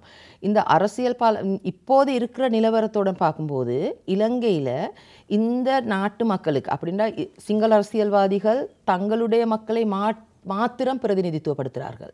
தமிழ் அரசியல்வாதிகள் அவர்களுக்கான வேறான தீர்வுகளை கேட்டுக்கொண்டிருக்கின்றார்கள். முஸ்லீம் அரசியல்வாதிகள் வேறாக நடைமுறையில் இருக்கின்றார்கள். எங்களுடைய கட்சி, அதாவது தேசிய மக்கள் சக்தி கூறுவது, இந்த அனைவருக்குமே ஒன்றாக தீர்வு காணக்கூடிய, சிங்கள தமிழ் முஸ்லீம் அனைவருக்குமே ஒன்றாக வாழக்கூடிய ஒரு அரசியல் முறை ஒன்று தேவை, அரசியல் கட்சி ஒன்று தேவை. அனைவரையும் பற்றி மக்கள் இலங்கையர் என்று அரசியல் முறைமையில் அதிகார பகிர்வு இருக்கு. அதாவது எங்களுடைய கட்சியின் கோட்பாட்டுக்குள்ள நாங்க பார்க்கும்போது இந்தியாவுக்கு அப்துல் கலாம் உருவாக்க முடியும். ஆனால் இது சிங்கப்பூருக்கு ஒரு பிரதமரை தமிழ் பிரதமரை ஏற்றுக்கொள்ள தயாராக இருக்கின்றார்கள். ஆனால் எங்களுடைய அடிப்படை மனநிலையில் பார்க்கும்போது இலங்கையில் ஒரு முஸ்லீம் ஒரு பிரதமரை, தமிழ் பிரதமரை அது பார்க்க முடியாத சூழலை தான் நாங்கள் இருக்கோம். அது எங்களுடைய அரசியல் யாப்பிலேயே இல்லை. நாங்கள் கூறுவோம் எங்களுடைய கட்சி பிரதமர் வரலாம், பிரதமர் வரலாம், ஒரு தமிழ் முஸ்லீம் பிரதமராக வர முடியாது. ஏன் வர முடியாது? அப்படின்டா இந்த கட்சிகள், இந்த நாட்டில் அந்த கட்சிகள் பிரிந்திருக்கின்ற தன்மையின் காரணத்தால் அவ்வாறான ஒரு நிலைக்கு எங்கள் நாட்டுக்கு வர முடியாத சூழல் ஒன்று இருக்கின்றது. ஆனால் நாங்கள் எங்கள் கட்சி கூறுவது அவ்வாறான முறைக்கு நாங்கள் இந்த யாப்பை மாற்ற வேணும், அவ்வாறான ஒரு இடத்துக்கு நாங்கள் கொண்டு வர வேணும். நான் ஒரு கேள்வி உங்களிடம் முன்வைத்திருந்தேன். மஹிந்த ராஜபக்ஷ குடும்பத்தை கொண்டு வந்ததற்கான அந்த பொறுப்பினை நீங்கள் ஏற்றுக்கொள்கிறீர்களா என்று. ஆனால் நீங்கள் அந்த தீவிரவாதத்தோடு அந்த கதையினை முடித்து விட்டீர்கள். அதையும் தாண்டி அவர்கள் பெரிய மோசடிக்காரர்களாக, இந்த நாட்டு மக்களுடைய சொத்துக்களை வளங்களை சூறையாடுவர்களாக குற்றஞ்சாட்டப்பட்டவர்கள். நான் சொல்லி வந்த விடயத்தை நான் முடிக்க இல்லை. அதில் என்னென்னா, இப்போ நாங்கள் அந்த தீவிரவாதத்தை ஒழிப்பதற்கு அந்த நேரத்தில் பலம் வாய்ந்த அரசியல் கட்சியாக அந்த நடவடிக்கையாகத்தான் நாங்கள் மஹிந்த ராஜபக்ஷவை தேர்வு செய்தோம். ஆனால் அந்த இலங்கையின் மக்களுடைய அடிப்படை மனப்பான்மை என்னென்றால், அந்த தீவிரவாதத்தை ஒழிப்பை தவிர்த்துவிட்டு இலங்கையில் அந்த சிங்கள இனவாத முறைக்கு தள்ளப்பட்டது. அந்த சிங்கள இனவாதத்தைக்கு தலைமைத்துவம் கொடுத்தவர்களாகத்தான் ராஜபக்ஷ அரசாங்கம், ராஜபக்ஷ குடும்பம் விளங்கி கொண்டிருந்தது. அந்த ராஜபக்ஷ குடும்பத்துக்கு, அந்த குடும்பத்தை வலியூட்டியது நாங்கள் இல்லை, சிங்கள இனவாதம். ஆகவே எங்கள் தரப்பிலிருந்தும் ஒரு பங்கு எங்கள் கட்சியிலிருந்தும் பிரிஞ்சு சென்று அந்த சிங்கள இனவாதிகளின் தலைவர்களாக அந்த மஹிந்த ராஜபக்ஷ அவர்களை உயர்த்தி பிடித்து கொண்டு இருந்த ஒரு சூழல் ஒன்று இருந்தது. அதன் தாக்கத்தின் காரணமாகத்தான் அவர்கள் அதுக்கு பிறகு காலத்தில் கூட அமோக வெற்றியை பெற்று வந்தார்கள். அதில் நாங்கள் பொறுப்பு கூற ஒருபோதும் தயாராக இல்லை. ஏனென்றால் நாங்கள் எந்த விதமான இனவாதத்தையும் நாங்கள் எதிர்க்கின்றோம். ஆகவே மஹிந்த ராஜபக்ஷாக்களுடைய குடும்ப ஆட்சிக்கு, அந்த குடும்ப அராஜகத்துக்கு இடம் வகித்தது இலங்கையின் இனவாத திசை. அந்த மக்களுடைய அடிமனதில் இருக்கின்ற இனவாதத்தின் கொள்கை, அந்த சிங்கள இனவாதத்துக்கு தலை தூக்குவதற்கான இடம் வகித்த சூழ்நிலை, அது அனைத்தையுமே நாங்கள் மாற்றணும். அது உண்மையாகவே நாங்கள் பார்க்கும்போது அந்த அரசியல் பிரபுத்துவத்திற்கு ஒரு அச்சுறுத்தல் கொடுக்க, அதை சவால் விடுக்க முடிந்தது கடந்த காலத்தில் வந்த அறகலைய என்ற பெயரில் தான். நல்லதை மட்டுமே பேசி நல்லதையே செய்து ஒரு ஆட்சியை நடித்துக் கொள்ள முடியுமா? நல்லது என்று சொன்னால் சட்டம் சரிவர அமுல்படுத்துவதாக இருந்தால் அராஜகத்தை ஒழிக்கலாம். அந்த அராஜகம் இல்லாத, அந்த பொருளாதார சீர்குலைவுகள் இல்லாத சீரான பொருளாதாரம் முக்கியம். அது மக்களுடைய அந்த கொள்கைப்பாட்டை வளர்க்கின்ற அந்த கல்வி முறை ஒன்று தேவை. நீங்கள் திறந்த பொருளாதாரத்தை எதிர்க்கிறீர்கள்? இல்லை, அதனையும் ஏற்றுக்கொள்கிறீர்கள். திறந்த பொருளாதாரம் என்றது இப்போ எங்கள் நாட்டுக்குள்ளே உள்ள அந்த பொருளாதார முறைக்கு மாற்றம் ஒன்று தேவைப்படுது. அதில் கட்டுப்பாடு, அதாவது அரசாங்கத்தின் கட்டுப்பாட்டு எல்லையை மீறி எங்களுடைய இருக்கின்ற வளங்களை பற்றி நாங்கள் அறியாமல் அந்த திறந்த பொருளாதார முறைக்கு போக முடியாது. நாங்கள் திறந்த பொருளாதார முறைக்கு போகும்போது எங்கள் நாட்டுக்குள்ள அதுக்கு திடமான பொருளாதார கொள்கை ஒன்று தேவைப்படுது. எங்களுக்கு தேசிய பொருளாதார கொள்கை ஒன்று இல்லாததன் காரணத்தால் தான் இந்த திறந்த பொருளாதாரம் எங்களுக்கு தீமை பாங்குகளை விதித்திருக்கிறது. அந்த தேசிய பொருளாதார கொள்கை ஒன்று இருந்தால் ஏனைய நாடுகள் கூட இந்த திறந்த பொருளாதாரத்தை சரியான முறையில் கையாண்டு கொண்டிருக்கின்றார்கள். எந்த நாட்டை நீங்கள் முன்மாதிரியாக எடுக்கிறீர்கள்? நாங்கள் இந்த நாடு என்று குறிப்பிட முடியாது. நாங்கள் பார்க்கின்ற அந்த வளர்ச்சி அடைந்த நாடுகள் இருக்கின்ற, இப்போ ஃபின்லாந்து எடுத்துக்கொண்டு வந்தால் அந்த நாட்டில் உள்ள கல்வி முறையை நாங்கள் பாராட்டுகின்றோம். டென்மார்க், ஸ்வீடன், நோர்வே போன்ற நாடுகள் இருக்கின்ற தேசிய ஒற்றுமையை நாங்கள் பாராட்டுகின்றோம். அது மட்டுமல்லாமல் இலங்கையில், கேரளாவில் இருக்கின்ற பொருளாதார முறையை நாங்கள் பாராட்டுகின்றோம். இது அனைத்தும் கொண்ட நாங்கள் அனைத்தையும் படிப்பினைகள் கொண்ட இதை அனைத்தையும் படிக்கலாம். இருந்தால் நன்றாக இருக்கும் என்று நினைக்கலாம். இதனை நடைமுறைப்படுத்துகிற அனுபவம் தேசிய மக்கள் சக்திக்கு இருக்கிறதா? ஒரு நாட்டினை கொண்டு செல்வதில் புதிதாக கோட்டாபய ராஜபக்ஷ எதிர்கொண்ட சவால் உங்களுக்கு தெரியும். அவருக்கு சரியான ஒரு பொருளாதார கொள்கை இல்லாமை, அதனத்தில் நாடு தொடர்பிலான சரியான ஒரு புரிந்துணர்வு இல்லாமையின் காரணமாக அவர் பல்வேறு வழிகளில் தடம் புரண்டு சென்றிருந்தார். அவ்வாறு ஒரு சந்தர்ப்பம் தேசிய மக்கள் சக்திக்கு மக்கள் ஆணையினை வழங்கினால் இந்த நாட்டில் இடம்பெறாது என்பதை நாங்கள் எவ்வாறு நம்புவது? அதில் நான் முக்கியமாக கூற வேண்டிய தனிநபருடைய அரசியல் பயணமும் ஒரு கட்சியின் அரசியல் பயணமும் என்றது மாற்றானது. இப்போ SLFP கோட்டாபய ராஜபக்ஷ என்பவருக்கு வாக்களிக்க போது நாங்கள் பார்த்தோம், அந்த தனிநபரை நம்பி வாக்களித்தார்களே தவிர அவருக்குள்ள அடிப்படை கொள்கைகள் என்ன, இந்த நாட்டுக்கு நடைமுறைப்படுத்த வேண்டிய கொள்கைகள் என்ன என்பதை பற்றி இலங்கை மக்களும் நினைக்கவில்லை. அந்த நேரத்தில் ஏற்படுத்தின இன அச்சுறுத்தலுக்கு காரணத்தால் இன பாதுகாப்புக்காக வேண்டி கோட்டாபயுடைய பின்னாடி ஒளிந்து சம்பவங்கள் தான் அந்த சந்தர்ப்பம் தான் இருந்தது சூழ்நிலை.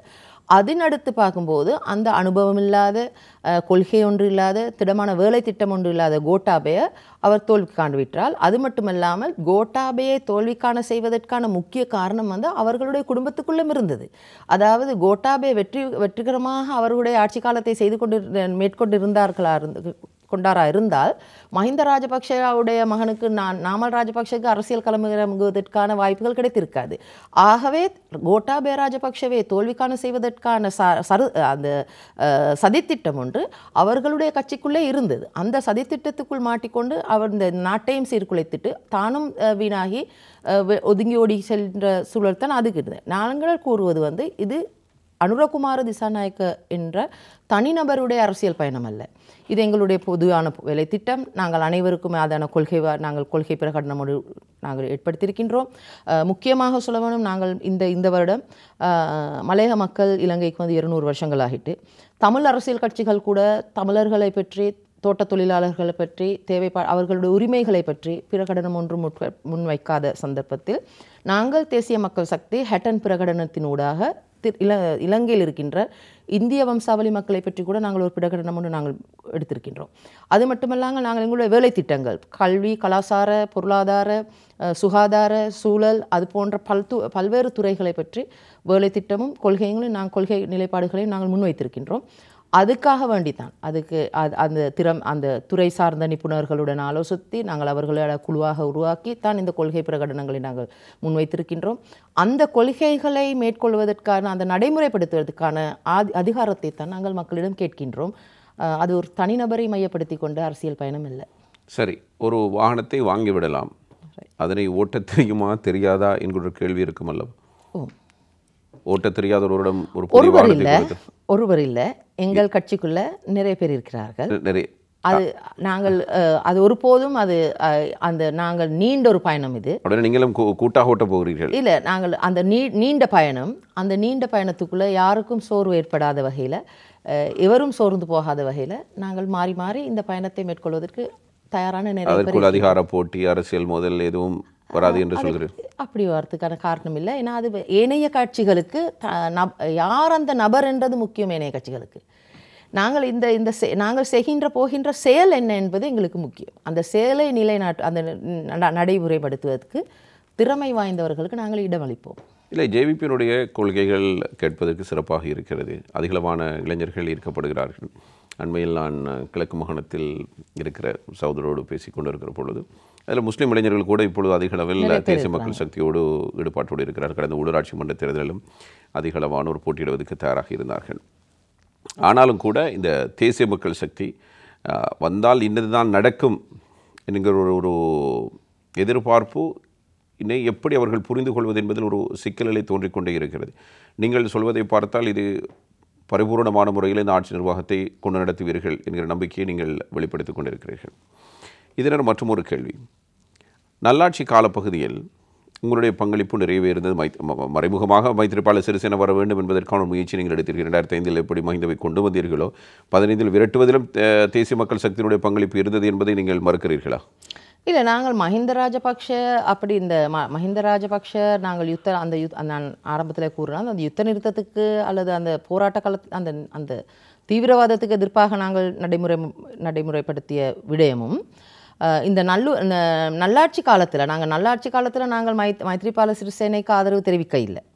நாங்கள் அந்த நேரம் ஆனால் அரசாங்கத்துடன் இணைந்து செயற்பட்டீர்கள். இல்லை அப்படியும் நாங்கள் எந்த ஒரு நேரமும் அந்த அந்த அவர்களுடைய அரசாங்கத்துக்குள்ள பிரவேசித்து நாங்கள் ஒரு பதவி அடிக்கடி பேசப்படுவடைய 4 மாளிகையில் பின்வாசல் வழியாக சென்று பிரதமரை வதந்திகளை ஜனாதிபதி இப்போது கொள்கை பிரட உரையிலும் அதை பற்றி குறிப்பிட்டிருந்தார்.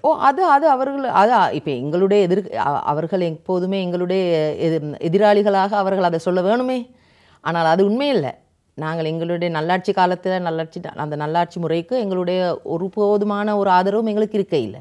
இப்போ எங்களுக்கு எப்படியுமே அதை கூறப்படுகின்ற விடையை தான் நாங்கள் ரணில் விக்ரமசிங்களோட தொடர்பு கொண்டவர்கள்.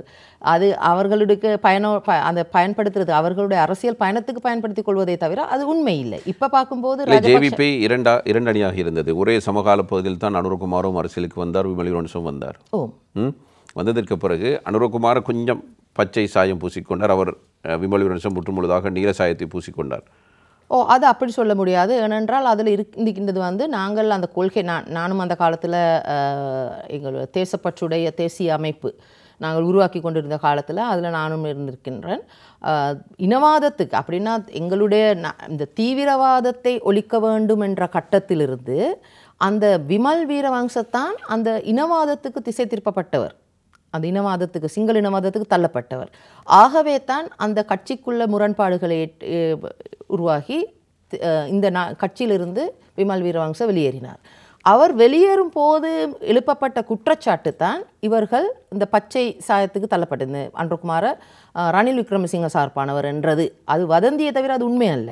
அந்த கொள்கைப்பாட்டில் எடுக்கும்போது இனவாதத்துக்கு எதிர்ப்பு தெரிவித்து நாங்கள் அந்த எப்போதுமே சிங்கள இனவாதத்துக்கோ தமிழ் இனவாதத்துக்கோ எப்போதும் தள்ளப்படாமல் நாங்கள் அனைத்து மக்களையும் ஒன்று திரட்டக்கூடிய சிங்கள தமிழ் முஸ்லீம் அனைவருக்கும் பொதுவான ஒரு கட்சியாக இருக்க வேணும், அது எங்களுடைய கொள்கைகள் அந்த முறையில் இருக்க வேணும் என்றதை பற்றி தான் விமல் வீரவன்ச இப்போதே இருக்கின்ற கட்சியில் உள்ள அனைத்து உறுப்பினர்களும் இருந்தார்கள். அதிலிருந்து மாறுபட்டவராகத்தான் விமல் வீரவன்சக்கு வெளியேறுவதற்கான சந்தர்ப்பம் நேர்ந்தது.